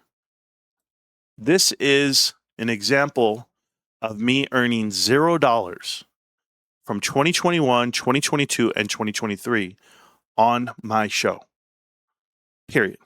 People don't know this. I've never displayed this before. This is not a doctored screen. You can go look it up yourself. Go look up the analytics. This is what was happening. I mean, everybody knows this story because let me see if I can move it so you can see it. Everybody knows this story because I was adamant about this for a long time. I wasn't making videos, Cory, so that I could make a living. I didn't want to do it that way. I know what I'm capable of. I can tell you that. I know that if I did this full time, it would put me in a different light, and I would be, you know, I guess successful, depending on how you rate success. There was this thing that I was doing beforehand. It was I'm gonna show it to you in a minute. I'm trying to pull it up right now. Let's see if I can get here. Can I? Is they gonna let me download this? Oh yeah, see more. There we go. Is this it? Yeah. Okay. So let me see if it lets me do this. All right. I want to show you something. Cory, check this out. Okay. This is my channel. Tells me that my monthly audience on average is 13,000 unique visitors to the show. All right. Now, this is how many views I've gotten on YouTube over all the years. And you'll see when I first started, about per day, around 5 to 10,000, somewhere in there. But as you see, you just keep going and you never stop. Now, in here, right in here, this is when I decided to take YouTube a little bit more serious. Started making clips, started doing stuff. This is 2023. Mind you, the stock at the time, guys, $20, right? On its way to $10. But not that there was breaking news, I just started doing more. See, there was something that I learned. I said, if I'm just more active, then it helps the channel grow. Okay. So I went all in at that point. I was getting around 70,000 views a day, 80,000 views a day on average. I kept it. You see, I kept an elevated level. Here's what I want to tell you. Then, ebb and flow markets. Then Roaring Kitty comes back. So Roaring Kitty comes back to the fold, and I get a good little rush to 60,000 a day. Not nearly as much as I was doing before because I really wasn't that committed. This was a time where I was working and coming home and doing streams, and people like Jackie and people like yourself started YouTube channels and started taking stuff. Did I care? No. I was working. I was living my life. Remember, I don't do this for a living. I do this. Well, let me show you something that happened. I left my job. Okay. Career-changing move by me. And I talked to myself. I said, can I do this for a living? Can I do YouTube for a living? Can I make enough money to survive? The answer is yes. I can tell you right now, bona fide answer, yes. Because I turned the switch in August, September, and October before I backed out of YouTube, and I was going to do it. I was fully committed. Okay. And I want to show you what the numbers look like per day. Per day, I was doing 140,000 views, 149, 139. Look at this per day. What, guys? I was doing millions per day. It was going like this. I was set up for millions, and I did that in a 2-week span of being fully committed. And I said, dude, I can do this. I can do 130, 140 a day. And you know what I did? I turned it all off, and I went back down to 10 to 20. Because I know me. I know the obsessive way that I can be about things. I am so in it. And I think that's my biggest thing to you is it's something I learned from my brother, to believe it or not. My brother is one of the bigger YouTubers and TikTokers and sports bettors in the country. Rico does 1 million views a day. And he has 8,000 people paying him $25 a month. Yes, you can do that math. He's making $50,000 to $75,000 a month take home. Trust me. Brags to the world about how much money he makes. And you know what I said to myself? That's not going to be me. I'm not going to nickel and dime people and take it from them like that. You got to give them value. You got to educate yourself along the way. And then you got to make it accessible to the public. Whether you want to do it for free or not. You want to be a people's man? Be a people's man. I've tried to be a champion of the people in all aspects in life. And I think that if you had the mindset of winning, you wouldn't pay attention so much to the number that's tied to it. Making money and being successful is all a byproduct of effort. That's it. Your effort will be the difference. You doing the same live stream every day, you doing the same videos every day, you're not stepping out of your comfort zone. I went and walked the street and I went and did giveaways and I go, guys, I traveled 4 hours for one fan's birthday party on a beach for a kid that was 9 years old, that it was going to change his life and all of his friends, just to give him an experience. I didn't care what it cost me. Doesn't matter. It's about that fan, that experience, that time. You have to understand the sacrifices you're going to make have to be bigger than you. Then the calling will come. Then the people will come. But you can't call people fake YouTubers. You can't say that they're manipulating views or whatever it may be. No, man. You don't work hard enough.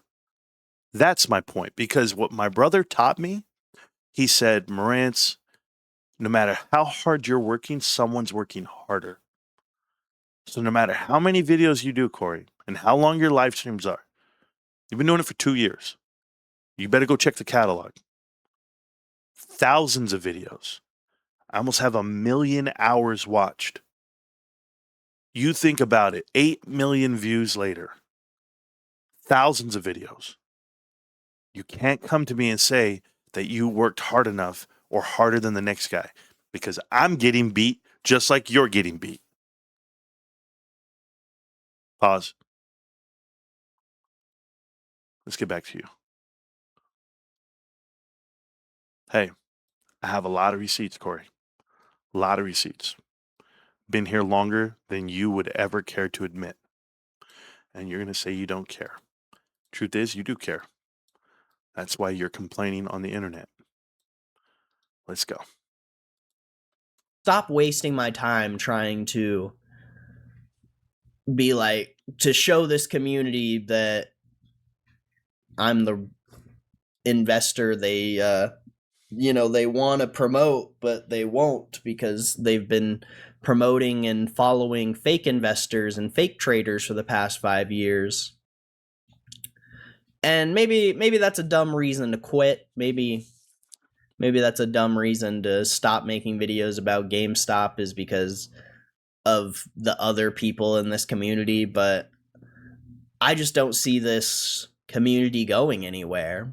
If the stock squeezes, sure, you're going to get a lot of views and a lot of engagement until the stock drops again. And then people are just going to stop caring because they're going to go to AI or whatever the next thing.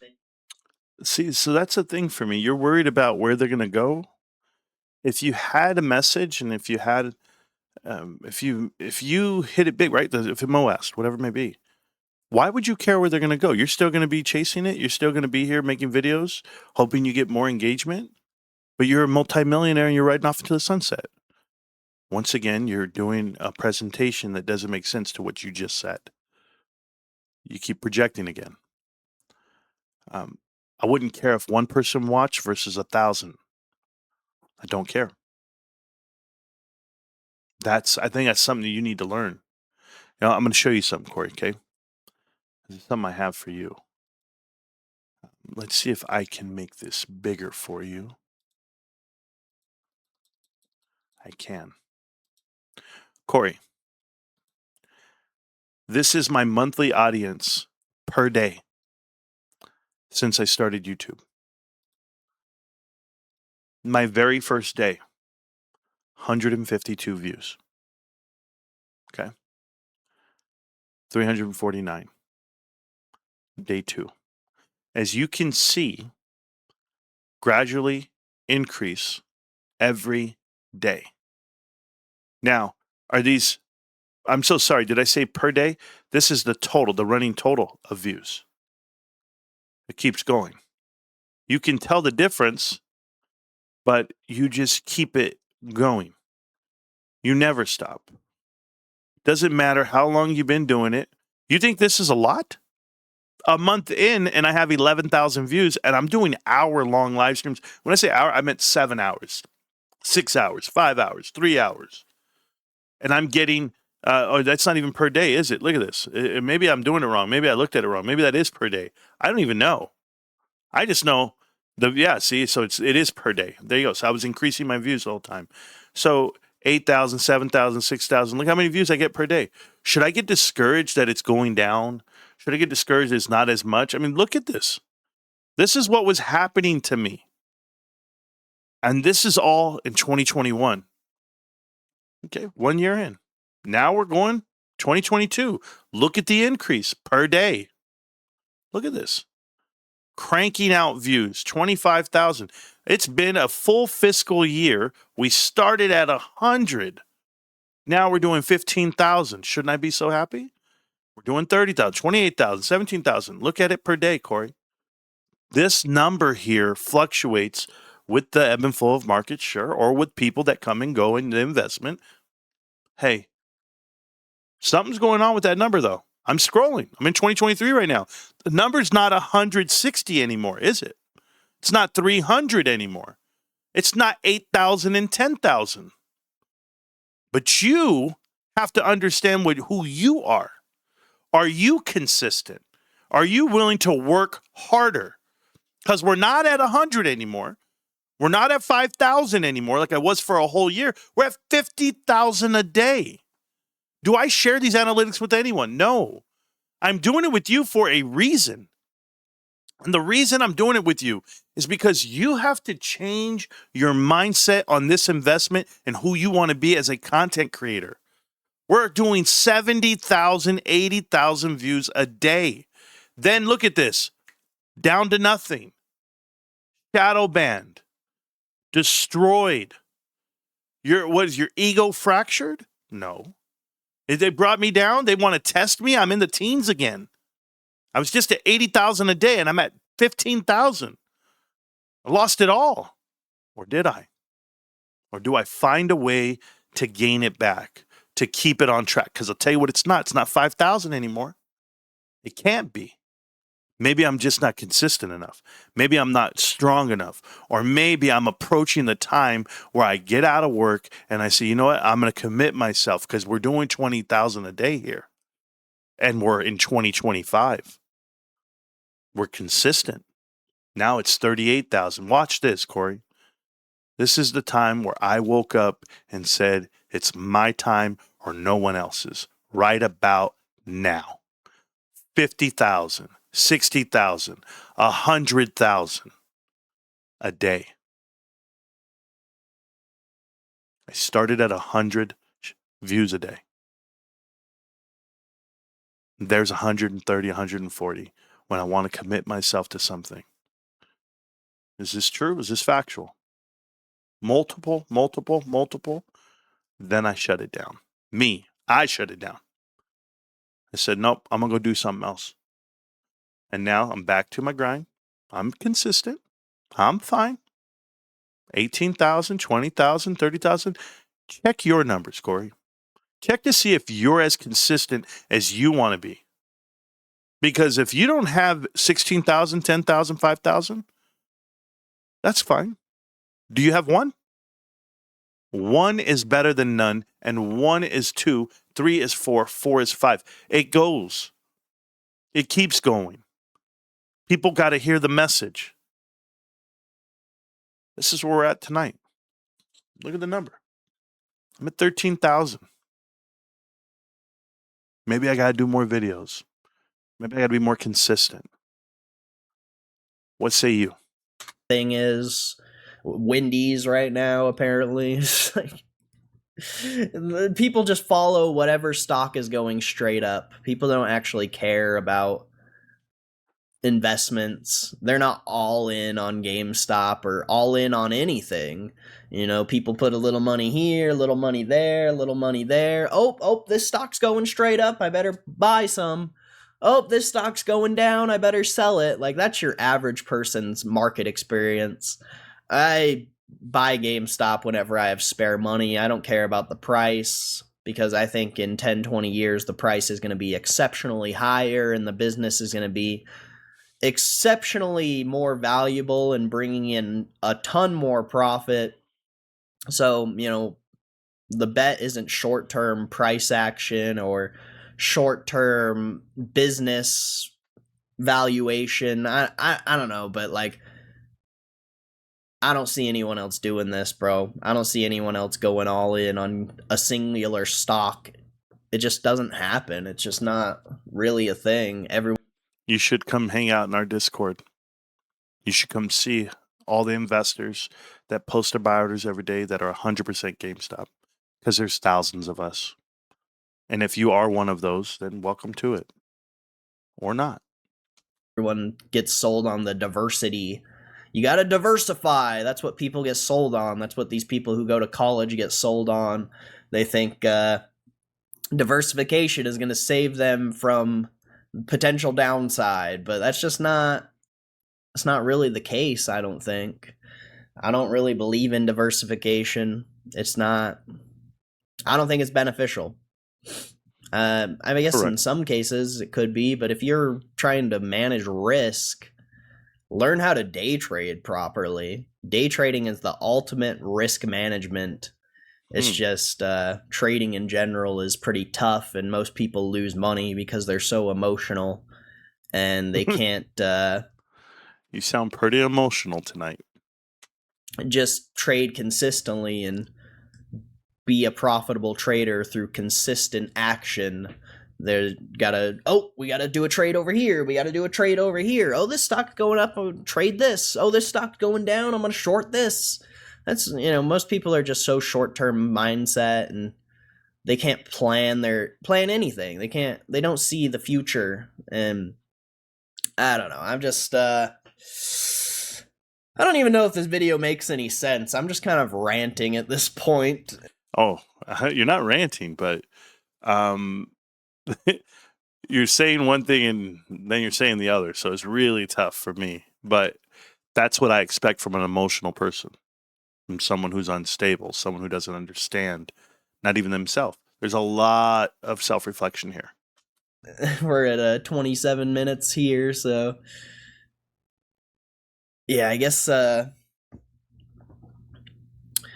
last thing I'll say is it's just disappointing after 2 years that my channel and my live stream is doing worse than it's ever done. Like, I think I have more supporters than ever, but they have their own lives. Mm-hmm. They can't sit and watch my stream every day, and I don't really have a consistent streaming schedule like I used to, so It's kind of troubling, though. Like, just so that you're aware, you told us that you don't have a job and this is all you do, so why wouldn't you be consistent? I think it's a discipline thing.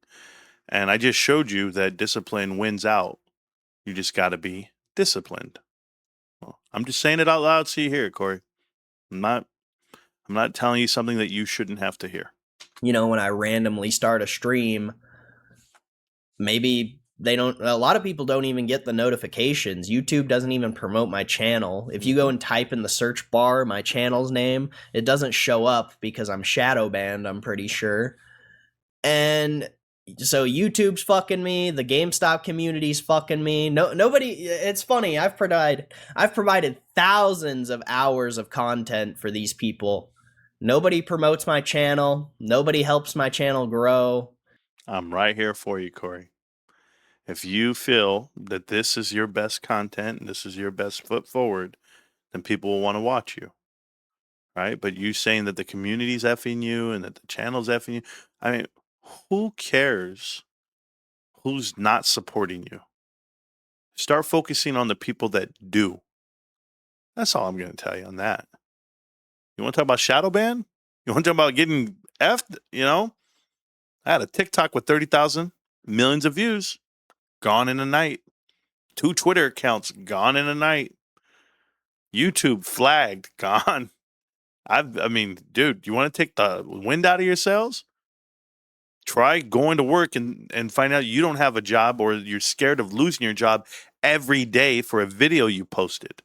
That's fear. That's effing you. Getting harassed and getting doxxed. The shit you're going through, trivial. Marginal. I'm letting you see the severity, the disparity on our two, I guess, avenues of approach here.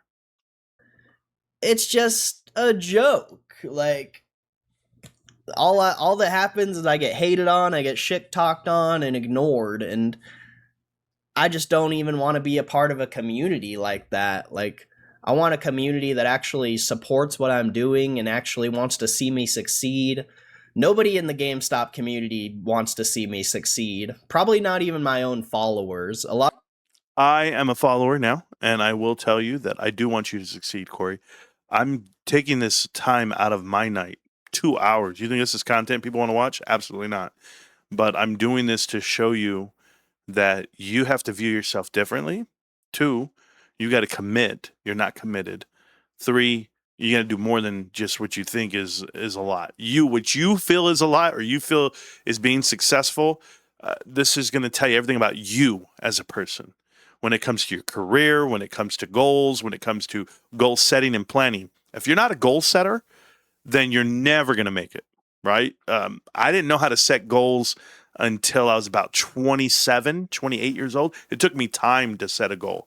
But when I did start setting goals, I started figuring it out that if I set them and I stuck with the plan and I had a plan, then I executed. So set a goal and then go work the goal. That's it. You got to have that plan to work it.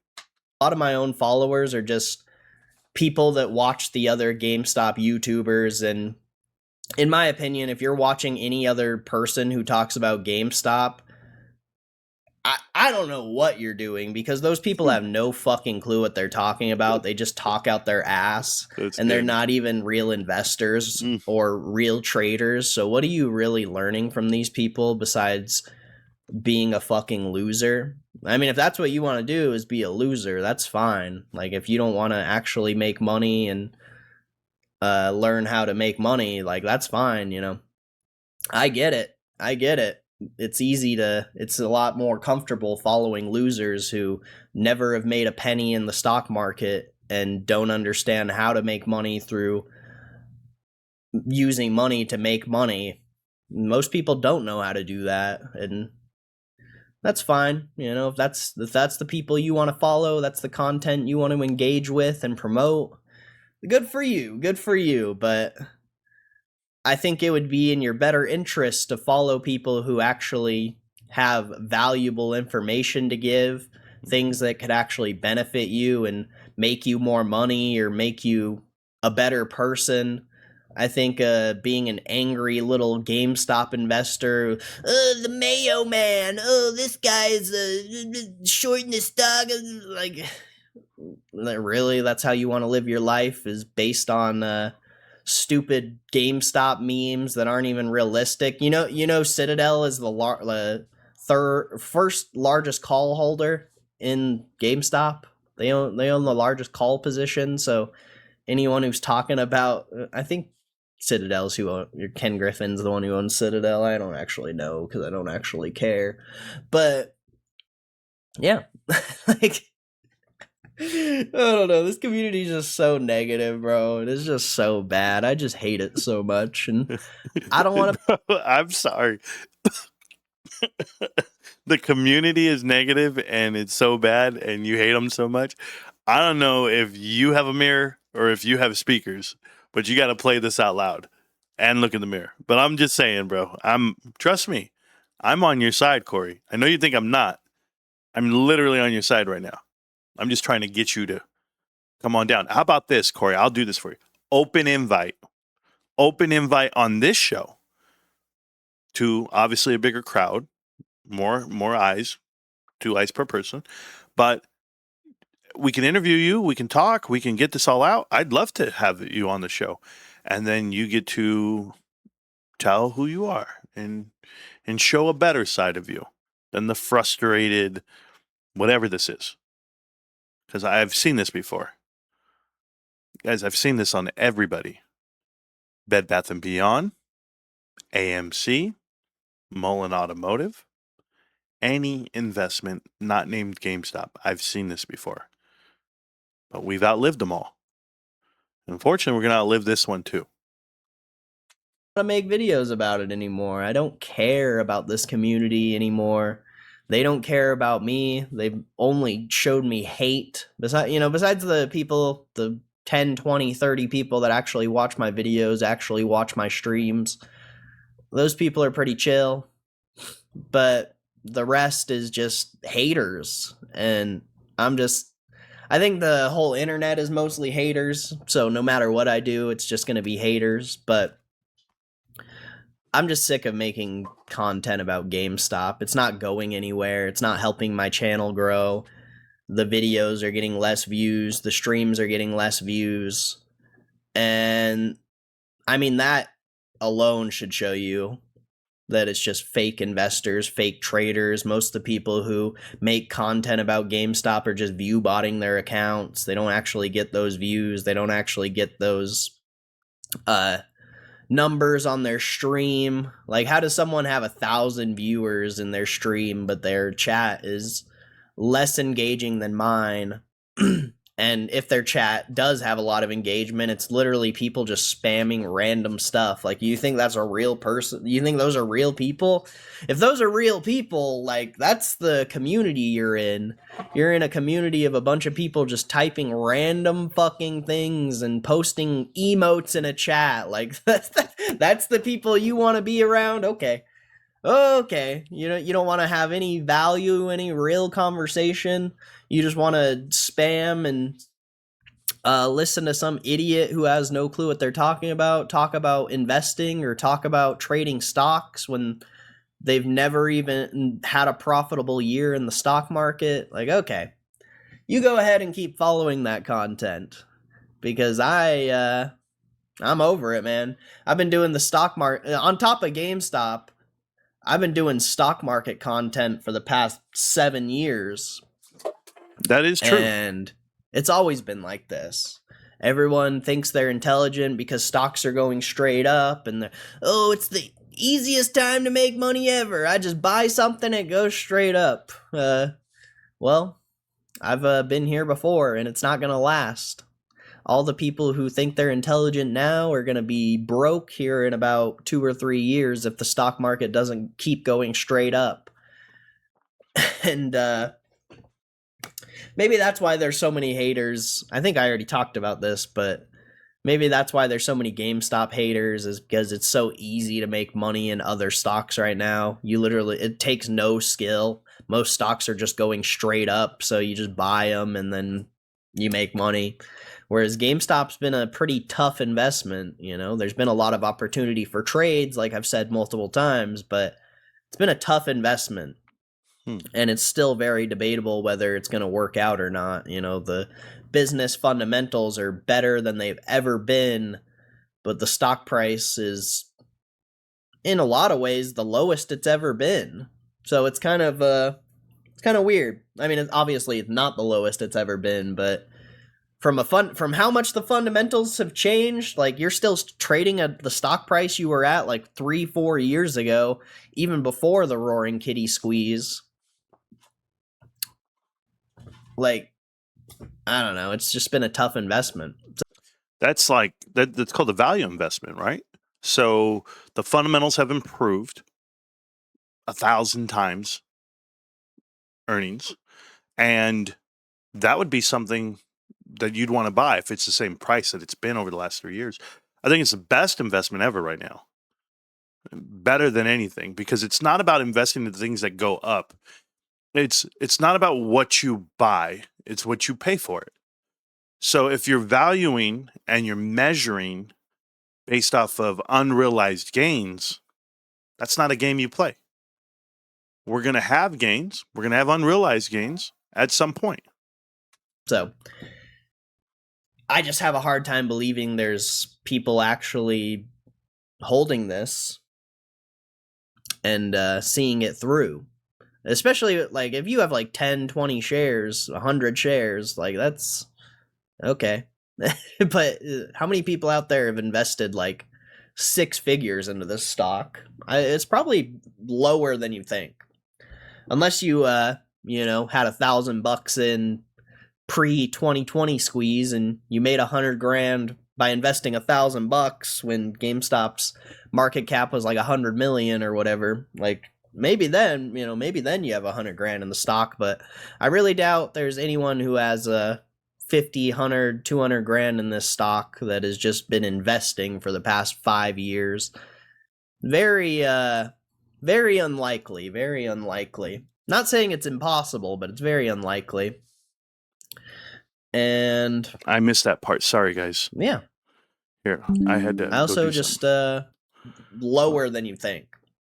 Unless you you know, had $1,000 in pre-2020 squeeze and you made 100 grand by investing $1,000 when GameStop's market cap was like 100 million or whatever. Like maybe then, you know, maybe then you have 100 grand in the stock, but I really doubt there's anyone Oh, who has a 50, 100, 200 grand in this stock that is we all have that. Like I have 60, but I know guys who have 80. I know guys who have millions, literal millions.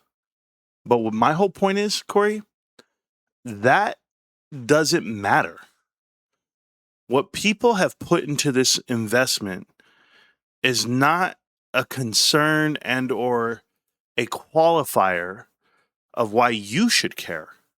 I mean, if that's how you measure things based off of what other people do, then I would tell you that's the core root of one of your problems. But Ryan has put in millions of dollars, right? And he's the CEO, chairman of the board. So I put that up there with it. I think, like I said, you got to stay in your lane. You got to focus on your race. But you're stretched everywhere on this video, man. You are worried about everyone else's pockets. just been investing for the past 5 years. Very very unlikely, very unlikely. Not saying it's impossible, but it's very unlikely. And yeah. Mm-hmm. I also just don't really care anymore. Like this investment needs to pay. I'm sick of watching Ryan Cohen's interviews talking about what he's going to do, blah blah blah, looking at posts, tinfoiling on what's going to happen next, and I'm just over this community, bro. This is crazy, man. So you believe in it, and then you don't, and then you badmouth Ryan Cohen. So this is you're a special kind of guy. This investment needs to pay. I I'm don't- I'm done with I'm done with all the bullshit, man. I'm done with all the bullshit. I'm done with all the negativity. And either this investment's going to pay or it's not. But until that day, you know, until my account says 0 or millions,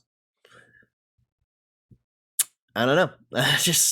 I don't really want to talk about GameStop anymore. That's really the point of this video. It's a waste. An hour-long video saying you don't want to talk about it as you talk about it. It's awesome. I still want you to talk about it though, Cory. Just make this very clear. I'm making this video to keep you in it. Waste of my time. Being invested in this stock has been a waste of my time. Making live streams and videos about this stock has been a huge waste of my time. And it's time for Ryan Cohen to pay up.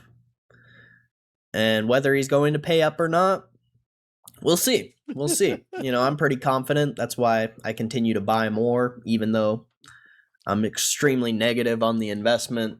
That's why I continue to have continued to talk about the stock, but I'm done talking about the stock.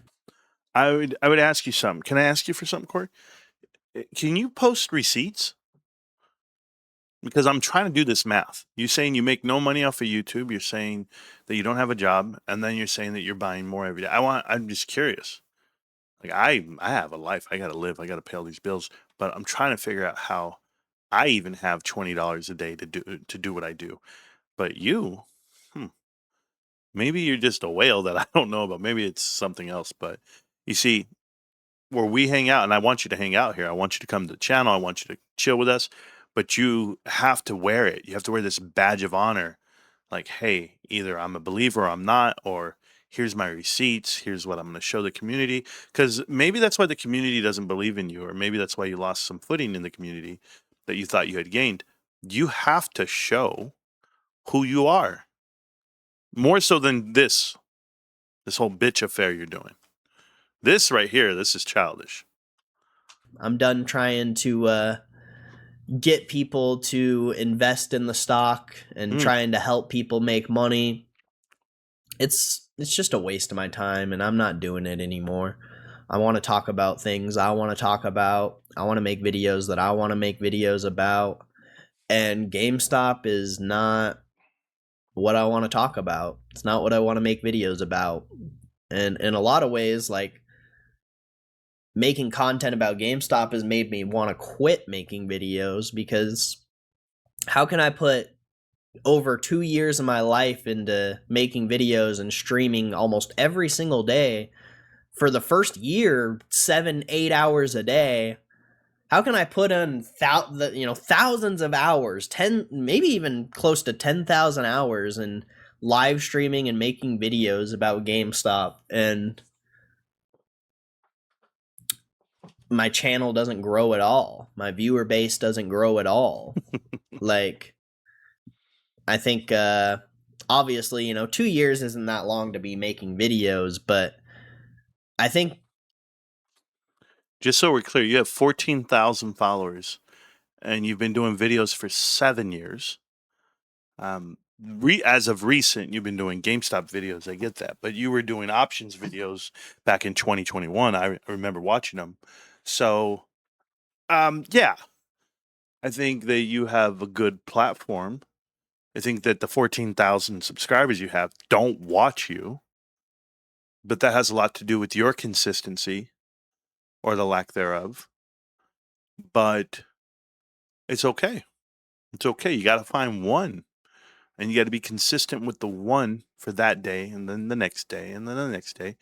And you got to thank them, and you got to respond, and you got to give them attention. You got to, and what I mean by that is, don't ignore your viewing and your following, and even the people that hate you.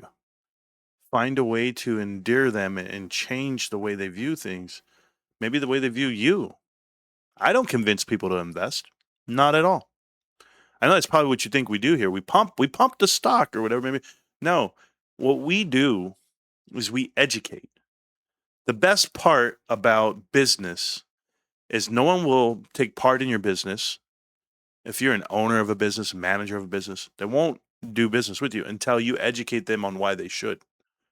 So I take time out of my night to educate people about markets, private investing, the whole private sector itself, private equity and loans and leverage buyouts, mergers and acquisitions, board of directors, and what's the purpose of the whole corporate structure. That's what we focus on, because what made GameStop a valuable investment for me had nothing to do with the meme stock or rocket and it's going to explode tomorrow. The whole idea was that Ryan Cohen was such an intriguing individual, but then as he took over as CEO, that's when it really changed for me, because I said, "Oh, here's what we've been asking for. Ryan's coming in." But in addition to that, he changed the pay structure, right? Taking no pay and then eliminating positions that normally would be awarded shares. So he got rid of a lot of the waste. And then you ask yourself, well, how many companies in the world could run this way? How many companies in the world should have this? Why do we need a chief people officer? Why do we need a COO, a chief operations officer? Why do we need a CMO, a chief marketing officer? You don't need chief, and everything, so that just so people can sign a dotted line and pocket, the thousands and thousands of shares, millions and millions of dollars. You don't have to do it that way. They can have a central focus and they can all work for it. So, you know, putting your own capital at risk, that was very appealing to me. And that's what they've been doing. So you're not alone in this investment. Your CEO, chairman of the board, and the board of directors, everyone's aligned with you as a shareholder. That should be your selling point. That should be your talking point. I should be seeing my viewership and everything going consistently up, instead of up, down, and then it hasn't been like, the downs have been lower than the ups, so I'm on like a bearish trend in making videos, if you're looking at it from a technical analysis perspective. So I showed you proof of what viewership can be, should be, would be if you dedicate yourself, but you have to fluctuate. It's a constant moving target. It's not that you get to be like, there's no such thing. I don't know what business you've ever been a part of or relationships you've been a part of, but they all don't just go up and to the right. You have to work and manage that time, energy, and attraction. So you want to attract people to watch your show. Well, think about what you're doing. Your background tells me a lot about you. Tells me you live in an apartment. Tells me it doesn't have a woman's touch. Tells me that you don't necessarily have children because the little couch, three seater, that's ideal for the square footage you're carrying. So when someone looks at you and says, "Are you successful?" they try to measure you based off of the assets you currently hold. That's unfortunate. I got 10-foot ceilings, double door entries. I got over $1 million in assets. You see? When you talk about people and you project on people, you don't know what's behind the other side of that camera. So what you portray and what you put out, it's how you choose to do it. Cory, I can guarantee you, out of all my viewers, everybody who watches me, when they meet me in person, they're like, I get it now. I understand what Marantz is doing with the community and with his message and with his channel. I get it. Because I don't have to be here. This is not a necessity for me. This is what I want to do. And when you want to do something and you have that passion, it shows. It shows. You become obsessed. You don't take no for an answer. You're not, they're not allowed to put you into guidelines. You get to be defiant to a point. You get to choose what you want to do in life. Because you're no longer beholden to a system, to golden handcuffs, to a way of thinking. Debt to income ratios, life to marriage, children to you, hobbies, everything that you partake in, everything that you take for granted and or choose to be upset about, that's a choice. You can wake up every day and choose to make this video or not. I was told tonight when I got home from work, walked in, said hi to the wife, said hi to the kids and the dogs, and I walked into the room and I read Discord and it said, watch this video. So I queued it up, did not watch it, queued it up, and I said, you know what? Let me get everything I think what he's about to talk about. You know why? Because look at the Discord. The Discord, this is my Discord, went like this. The Discord went in here and started putting up things about you. They were typing about you, everything about you. Cory thinks he should have more views. Cory's ready to quit. Cory says this is it. Cory's out of here, right? All this stuff. But if we go to Jay sends this to Jay's your biggest fan, by the way. Jay supports you more than anyone I know, and you badmouth him and you give him hell. But Jay supports you. And Cory is done. Cory quits. Cory's out. And he does this. Look at this. Like this. Must watch video of Cory. He did that all caps at 2:25. I didn't get it till 5:30. I didn't watch it till right now with you. So yeah, it's already 8 o'clock at night right now. I've been doing this for 2 hours with you. Because there are supporters out here in this community that you don't know that do support GameStop content creators, GameStop, all the info you want to put out, people care. People want to watch it, whether you believe it or not, whether the analytics say it or not. You got to find a way to get past this moment in life where you're frustrated. It's not always going to be easy. It's not always going to be perfect. And maybe all the love you get or the direction you get or the attitude I might give you, maybe it's not what you want to hear. Oh, Marantz is grandstanding. Marantz is ranting. Marantz doesn't care. Marantz is annoying. Oh, I can't stand his delivery. I hate this guy. Maybe you do. Maybe you have a right to, or maybe that's your prerogative. But do not confuse the message with the messenger. And I don't know, I'm just sick of it, man. And then obviously, I had to start working on my house, and I was making like 2, 3 stream clips a day, live streaming every day. And the stream and the videos were doing really well when I was doing that, but I had to start working on my house, and that really cut into my flow of making videos. Like, when I was doing that, I didn't care about the haters. I didn't care about anything. All I cared about was live streaming and making stream clips. And but as soon as I got out of the flow of doing that, it just showed me how much time I'm wasting and how much effort I'm putting into this and how little I'm getting back from it. I had this. I'm gonna share a story with you, Cory. I had a manager. So we were equal level managers when I was at Costco. And Costco managers make really good money, and they're good. It's a good gig, right?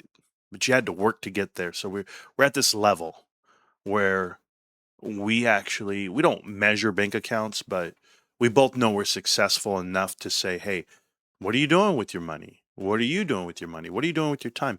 And I remember when he found out I had a YouTube channel, and he said, hey, bro, how many hours you do? And I said, 6 hours. At the time, I was doing like 6 hour live streams in the morning, from 6 in the morning all the way to noon, essentially, or from like 6:30 to 12:30. Then I'd go get ready for work, get there by 1:30, work the whole night through, and then go to bed, read more shit, do whatever, get ready, go live again in the morning at 6:30, all the way through again. Um, so I understand that you had to start working on the house, all that. I get that. I work on the house. I do the yard. I go work out when I can, take the wife out every weekend. I mean, there's a lot. I don't have any hours to myself. I probably sleep 3.5 to 4 hours like I did last night. I woke up at 3:30 this morning, all to wake up and study the damn Korean markets because I'm trying to figure out this crash before it hits us, right? But who cares? I digress. Let's go back to him. So he says, man, you do 6 hours a day. I said, yeah, about 6, maybe more, because I got to study too. And so he's like, man, so you're doing about 7, 8 hours? I said, yeah. He goes, man, that's 40 hours of time that you can't get back. And how much are you making? And I said, nothing. He said, what? Why would you put in that much time and effort and you're not getting anything? I said, whether I make $1 or 2 or 3, whatever the outcome was, even if you made $1 an hour, okay?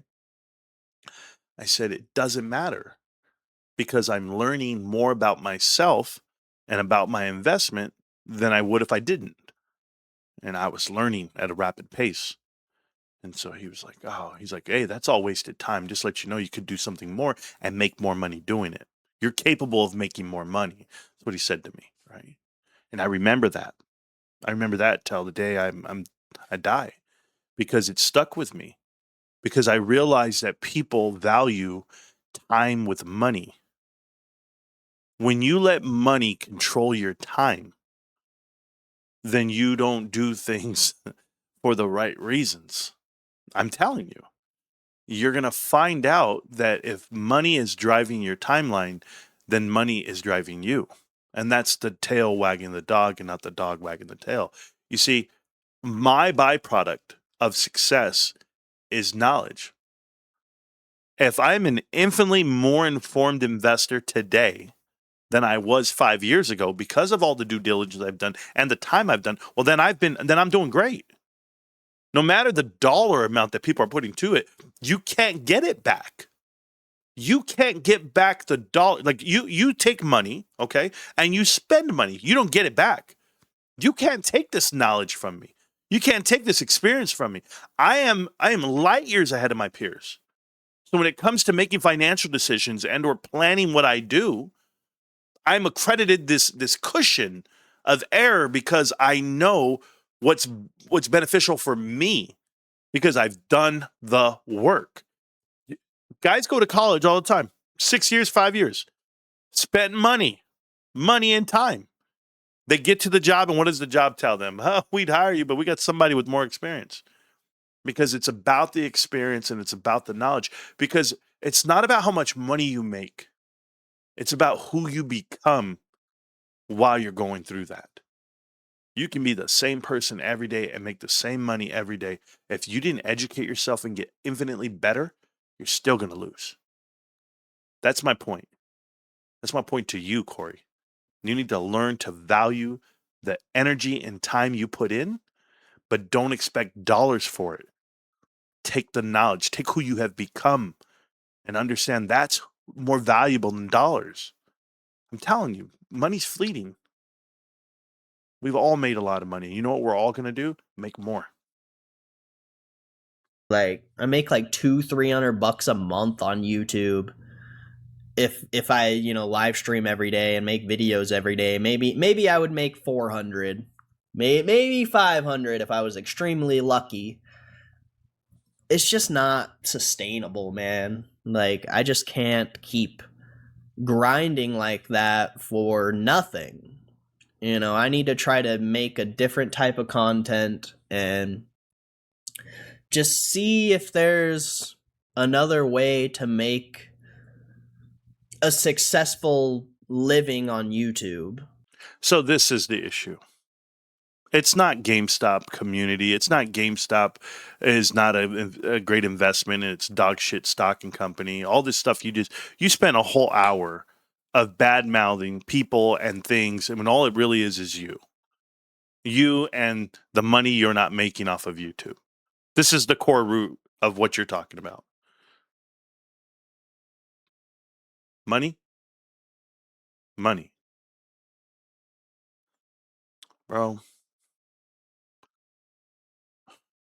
I can paint this picture for you because we've all been there. Men have been there. I'm a man. There's a time in every man's life where they're homeless. They have nowhere to go. They've made decisions and they've chosen to do things and they stick with their guns and then they have to pick up from zero. Happens all the time. Realize what you're complaining about, Cory. You're in your home and you have the ability to make money out of thin air. You're not beholden to a schedule, to people, to quotas. It's your ability to make money out of nothing. And you're upset with the outcome. Now look at you. You're doing the reflection to say, maybe I should do something different. Maybe I should do, and you should. Okay. Maybe you will. But chances are you're going to fail at that too. Because it's not about the content. It's about the dedication. It's not about 2 years either. 2 years is half of high school. Nobody gives a shit. I've been with my wife for 19 years, Cory. You know how many ups and downs? Plenty. Are we perfect? No. Do we grind for each other? Absolutely. Are we going to make it out of this life together? Absolutely. It's a mindset.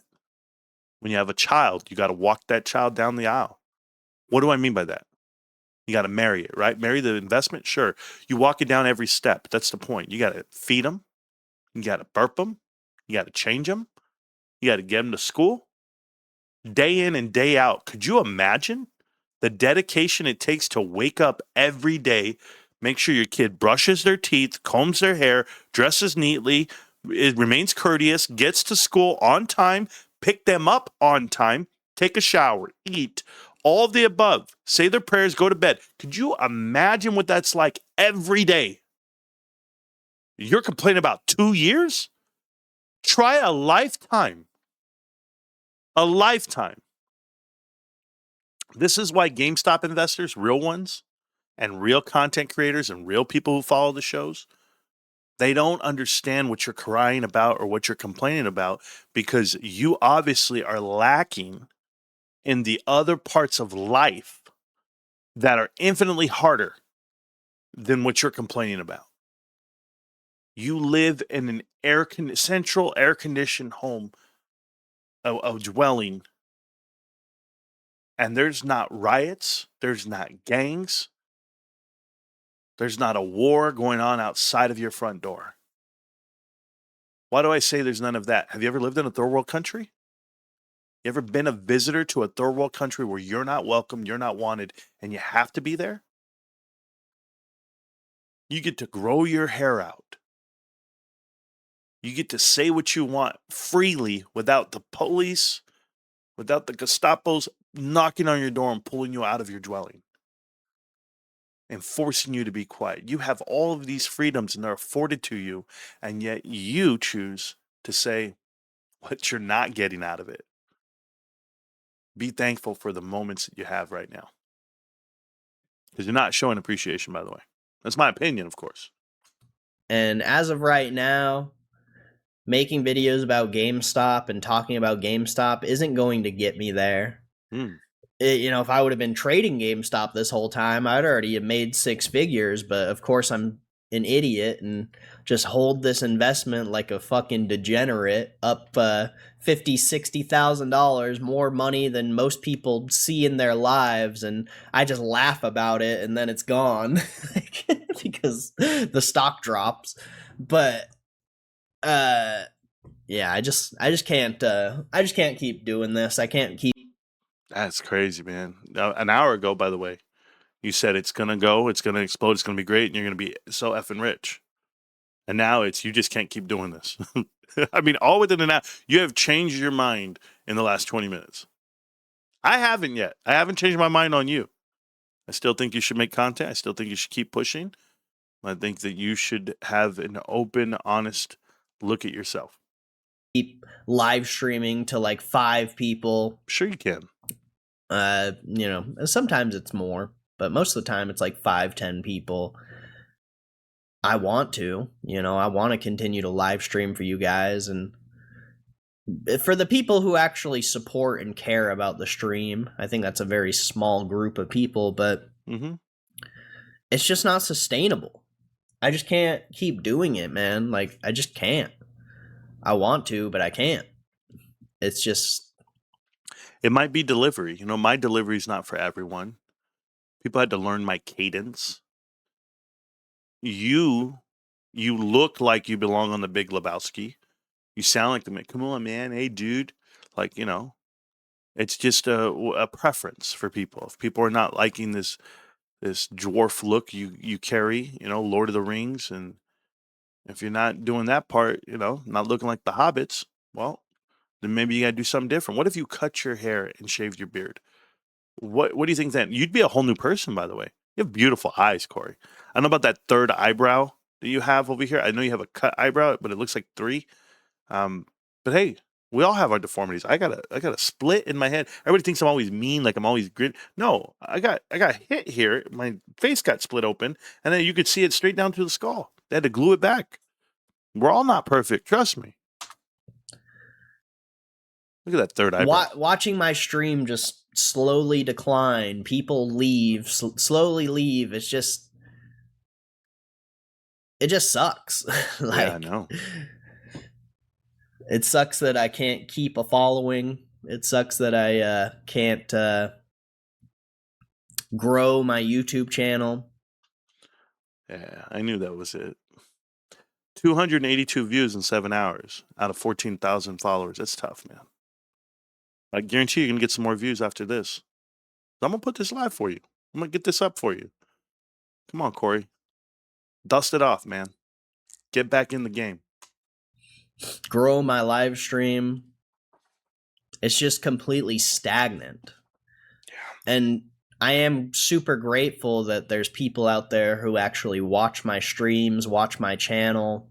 Whenever I post something, whenever I go live, there's people who do come to my live stream, and I'm super grateful for you guys, but it doesn't change anything because, 10, 20 people watching my live stream, watching my videos, it just doesn't help. It just doesn't help. Like, I don't know. I just need to make a massive change. And I think it starts with not talking about GameStop anymore and trying to make videos that potentially will actually benefit people in a different way. The reason why I started making videos about GameStop in the first place was to, in a way, try to promote the investment, try to get people to see what I see. And I just don't think people do.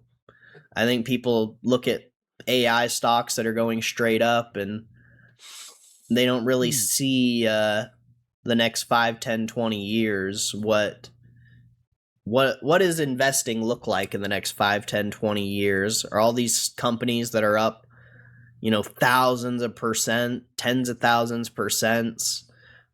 Do you think they're going to keep going up for the next 10, 20 years? Do you think they're going to still be at the price they are today? That's what a lot of people thought in COVID, There's a lot of stocks. I always use PayPal for an example because it's always the first one that comes to mind, but Zoom. There's a lot of stocks that were up extremely massive in 2020 and now not so much. So you could argue that about GameStop as well, but I think that's a little bit different. I do too, because GameStop was like $5 in 2020, $2. It was $10. I mean, at most, it was like 15. So if you divide that by 4, 16, it would be equivalent to $4 today. We're at 21. So we're at least 5 times more, 500% increase from 2020 to now. You would acknowledge that. That's a good investment. A little bit different. A lot of those businesses that were up massively in 2020 were doing just about the same business they're doing today. If not, they're doing worse today than they were back then. And, it's probably why the stock, I think a lot of people just FOMO'd into the stock market and got wrecked during 2020. So that's, probably more realistic why. You see, I don't understand. You did it again. They FOMO'd into 2020, but yet the market is infinitely higher today than it was in 2020. So how'd they get wrecked? Because they sold? They're day traders, or are they investors? Like you're not making any sense right now. Those stocks aren't up anymore, but yeah, I just I don't know. I want to make a living on YouTube. I want to have a successful YouTube channel. I think a lot of people do. I think, becoming a live streamer or a YouTube content creator is what a majority of people want to do with their lives, but I think if I'm going to achieve that goal, it's not going to be talking about GameStop.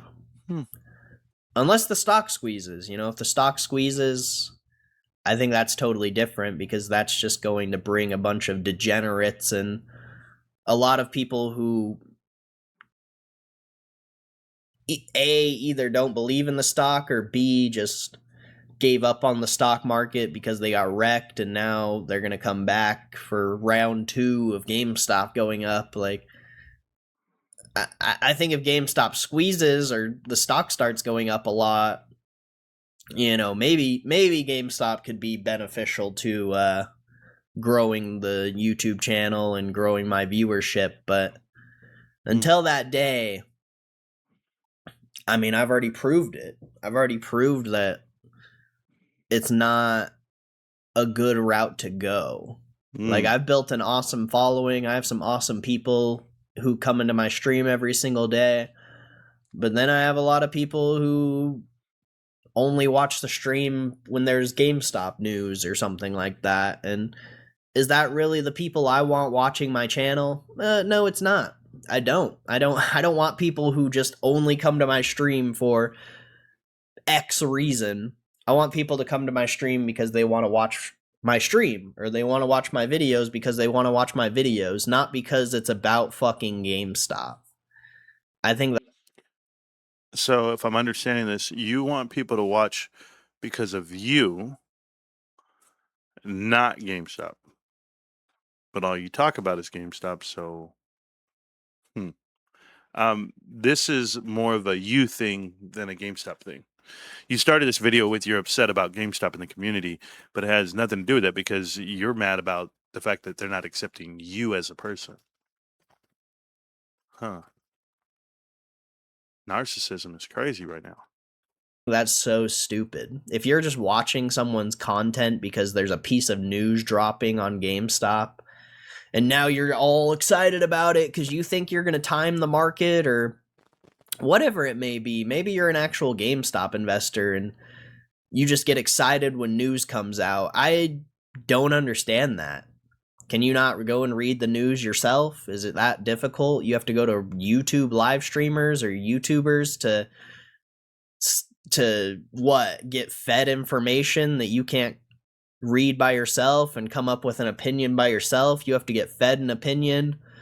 Like I don't really understand it, man. I don't really understand it, but I don't want those people watching my videos or watching my live streams. So you don't want someone to watch your videos or live streams when they're looking for someone's opinion about the topic, about GameStop. So then why would they watch you? Like, I have a very unique view and opinion about GameStop, unlike any other. And the reason I say this is because everyone waits for my video to come out before they make one. Then they all copy the content. I would say yourself included, but everyone copies the opinion I have, but manipulated some way to make it theirs. That's why when I make comments or I make a video, I go, "Hey guys, by the way, you won't find this anywhere else because I'm the first one to say it." And then I say it, and then you get 3 days later, someone else comes out with the same opinion and or talking point like it. So we've done this for years, Cory. I've done this for many years. But for you to say you don't want people to watch you for your opinion about something, well, then what's the point of watching? Just let you know, they're trying to watch you for your looks. They're trying to ask you for tips on something else. I don't understand. I don't understand what you're upset about when they're watching you, your opinion about an event or something to talk about. Are you that interested? Have you lived life that much that you have enough to talk about and be charismatic, charming? That's tough, right? That's tough for me to believe. Because, yeah, probably have shoes older than you. And I'm not going to say probably. Definitely. I want people who actually care about my live streams, actually care about my videos to watch my videos. And it's the same thing with the earning streams. I do a lot of stock market earning streams. Whenever there's a company that are earnings, I'll do a stream about that, and we've gotten some viewers that way. But when people are just coming to your stream or your channel for an event, it's a good way to get viewers into the stream or people to watch your videos, but they don't actually care about your videos or your stream. They care about the topic. They care about the event that's This is crazy. Have you ever sold anything like a one-time service or this is a limited time offer? Have you ever done anything like that? Because chances are people buy when it's a discount, when it's a value to them. They don't commit to the frequency of something, right? Kid comes to the door and he goes, "Hey, I want to cut your grass for $20." You go, "Absolutely. I'm gonna give you $20. You cut that grass." Nowhere in there do you go, "You know what? Since you cut it this week, I'm gonna pay you $20 every week. Keep coming back. I'm gonna commit myself to you for 52 weeks, and you're gonna make $1,020 off of this, $1,040 off." Nobody does it. No. They consume, they digest, they take in when they choose to. You can't force someone. It's like, you want to force someone to come back to your show every day? Well, then you better be good. You better be great. Just letting you know. A lot of people watch Candace Owens when she talks about Charlie Kirk and the HUD down of all. But you know what happened with her? She'd go down a path, there'd be a dead end, and she wouldn't apologize. She got it wrong. She wouldn't say that part. She just keep going, and then next you know, the story's gone, and it's a new story. Now we're talking about something else. We're talking about something else. Like, do you want to keep watching, or are you just watching for the Charlie content? Just the Charlie shit. I'm done. Thank you, Ken. Who's next? It's like sports. People only want to watch when it's their team that's getting the highlight talk. Their team does a trade. They want to hit the scene. They go, "Okay, what do people have to say about this trade? How good is it going to be?" It's no different, Cory. You're playing in a world of 7,000 securities, man. And you're just one YouTuber. happening. And people are so short term mind You know, people have goldfish brain, TikTok brain, that they forget the next day that they even watched your stream. And I just don't want to make videos for those people anymore. I don't want to live stream for those people anymore. If I'm going to only get, 100, 200 views a live stream or a video, I'm going to do it for the people who actually want to watch the video or watch. You made an hour-long video here. 295 views in the last 8 hours. That's a tough ratio. Watch the stream. I'm not just going to try to inflate my numbers by talking about Ryan Cohen doing an interview. And, maybe I will talk about Ryan Cohen doing an interview, but I'm not going to react to it anymore. I'm not going to do these stream clips anymore. I'll do a video like this talking about my opinion, and that's it. This is going to be the channel format from now on. And we'll see where it goes. Maybe I can expand my maybe I can expand my reach and get different viewers, different perspectives. I don't know what's going to happen. That's kind of the beauty of YouTube. I've done a lot of different things on YouTube. I started off making RuneScape videos when YouTube first came out on the unregistered hypercam. Then I made skateboarding videos, a lot of stock market option videos, the DoorDash videos on the Suron, and Suron videos and power packs, and now GameStop stream clips. And obviously I've been live streaming for a really long time. I've done a lot of live streams, probably like 10-20,000 hours of live streams. I've done a lot. I've spent a lot of time on stream. But yeah, I just want to do what I want to do. If I want to talk about something if I want to talk about something GameStop related, I'll talk about something GameStop related. But if I want to talk about other things, I have strong opinions on a lot of things, and I think it would be fun to try to build an audience off of a more authentic version of myself instead of this person who's just promoting this stock that I care about. I think the investment's great, but I don't think there's as many. You literally said the complete opposite this whole video. But so what you're saying is you haven't been yourself, you haven't been authentic? Have you been just playing a part? That's not good. Authenticity wins in the end. People who care about it is what the internet makes it seem like. There's definitely a lot of haters. But the people who pretend to support it or pretend to be investors, I just have a hard time believing it. Supposedly there's 171,000 GameStop investors though, but if that's the case, I think that only is like, if you do here, let's do some math here. If we do 448 million divided by 171,000, that means your average person only has 2,600 shares. I would argue it's probably a lot less. That's just the average. I would say a majority of those people have a lot less shares, and there's probably like a small group of people who have a ton of shares who increase the average. So I don't know. So I just don't. I just want to do what I want to do. That's really what this comes down to. And I've been ranting for a long time, and maybe this video doesn't make any sense. Maybe I won't even post it. Who knows? But if you made it this far, I appreciate you. Thanks for watching the videos and supporting the stream if you've ever been in the live stream. But support you, Cory. Yeah, we'll see where this channel goes. Well, Cory, thank you for that. Here's the deal, guys. Cory could have did his own math. He said it's a lot less than that. That's good. You're telling me everyone had 2,600 shares. I think that in our channel we have a lot of shares, but could you take the 449 number and subtract about 40 million? Because Ryan Cohen has 40 million. We know that. The insiders as a whole have the 49 million. So take 400 million divided by that amount of investors, and then tell me how many we all average. It doesn't matter. My point is, it doesn't matter. Um, a lot of things that he was saying didn't make sense to me, but I'm doing this video for one reason only. This is 2.5 hours, and I'm gonna make people watch this thing, dude. Because hey, guess what? My viewers, they watch. They want to know, and they feel a certain way about you, and they feel a certain way about GameStop.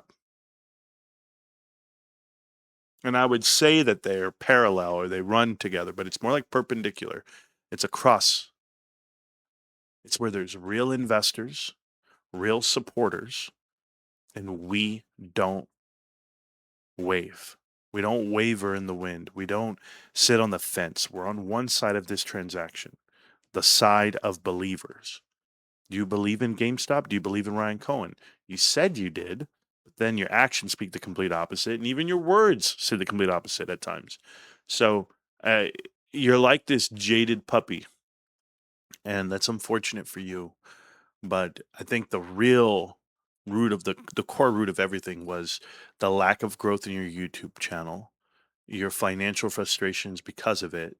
But I promise you, Corey, if you've been doing this for 7 years, if you haven't figured it out in those 7 years, then it's a you thing. It's not a us thing. It's not a hey, the people don't want to come see it. I'm telling you, you have to be more appealing. You have to be more educated. And I'm not saying that you're not educated. Are you understanding what I'm telling you? It's how you portray and or convey the message. That's what it comes down to. So there are times where people watch this show, they hate me. And then there's times they go, Marantz, I love that approach. I love what you said tonight. It's a different ebb and flow. I said, yeah, I know. I do that on purpose. Yeah. Last night I went in and I raged at the end just because I had to get something off my chest. Something was on my heart. There's days where I just come in and go, hey guys, this is what it is. I just gave you more airtime and more viewership and dedication for one reason only. This isn't to increase my views. Okay. I can make a video about anything and people would watch. That's this channel. That's this dedication. That's this network. I did this for you, Corey. You don't know this yet. You're not understanding the optics of it. I am showing people that yes, we can not agree. We can have different approaches, different levels of everything. You and I are totally different. There's nothing parallel with the exception of GameStop. We're both investors. I believe in my investment. You don't. I believe in my investment so much that I made a YouTube channel to talk about it. I didn't make a YouTube channel to become famous. I didn't make a YouTube channel to make money and be successful in that range. No. No, I could be. I showed you. I could do it in a heartbeat. I can turn the switch. And you want to see it, you're going to see 15 videos a day. It's going to be about the markets. It's going to be about the next investment, the next stock, the next everything, all of that. All the talk you want to see. Go check out September, what I did in September. Go look at the videos. September 2025. I know what I did. And I went to my wife and I said, look what I can do. And you know what she said? That's awesome. Here's what you're going to go do. Because we're a partnership. We're a family. And I told the line. I told the line with the best of them. But I turned up the heat. I turned up the heat on my investment over this last year. I'm more dedicated than ever. I believe in what we're doing and I know where we're headed. And there's nothing that's going to take me off of that. So the door is open for you, Corey. I will bring you to this show. I will interview you on this show. I will have you do live streams with me every night. I'll do whatever it takes to help you feel what we feel. You're part of a great community that will protect you, that will make you feel like you are who you want to be. That's us. That's what we do here. We pick people up off the floor when they can't pick themselves up, when they want to quit on this investment or they want to quit on themselves. Trust me, I've picked up people plenty of times and they've picked me up too. GameStop. Can't stop, won't stop, GameStop. Corey, I just gave you 2 hours and 30 minutes of my time because I do care about each and every one of these GameStop investors. yourself included. Peace.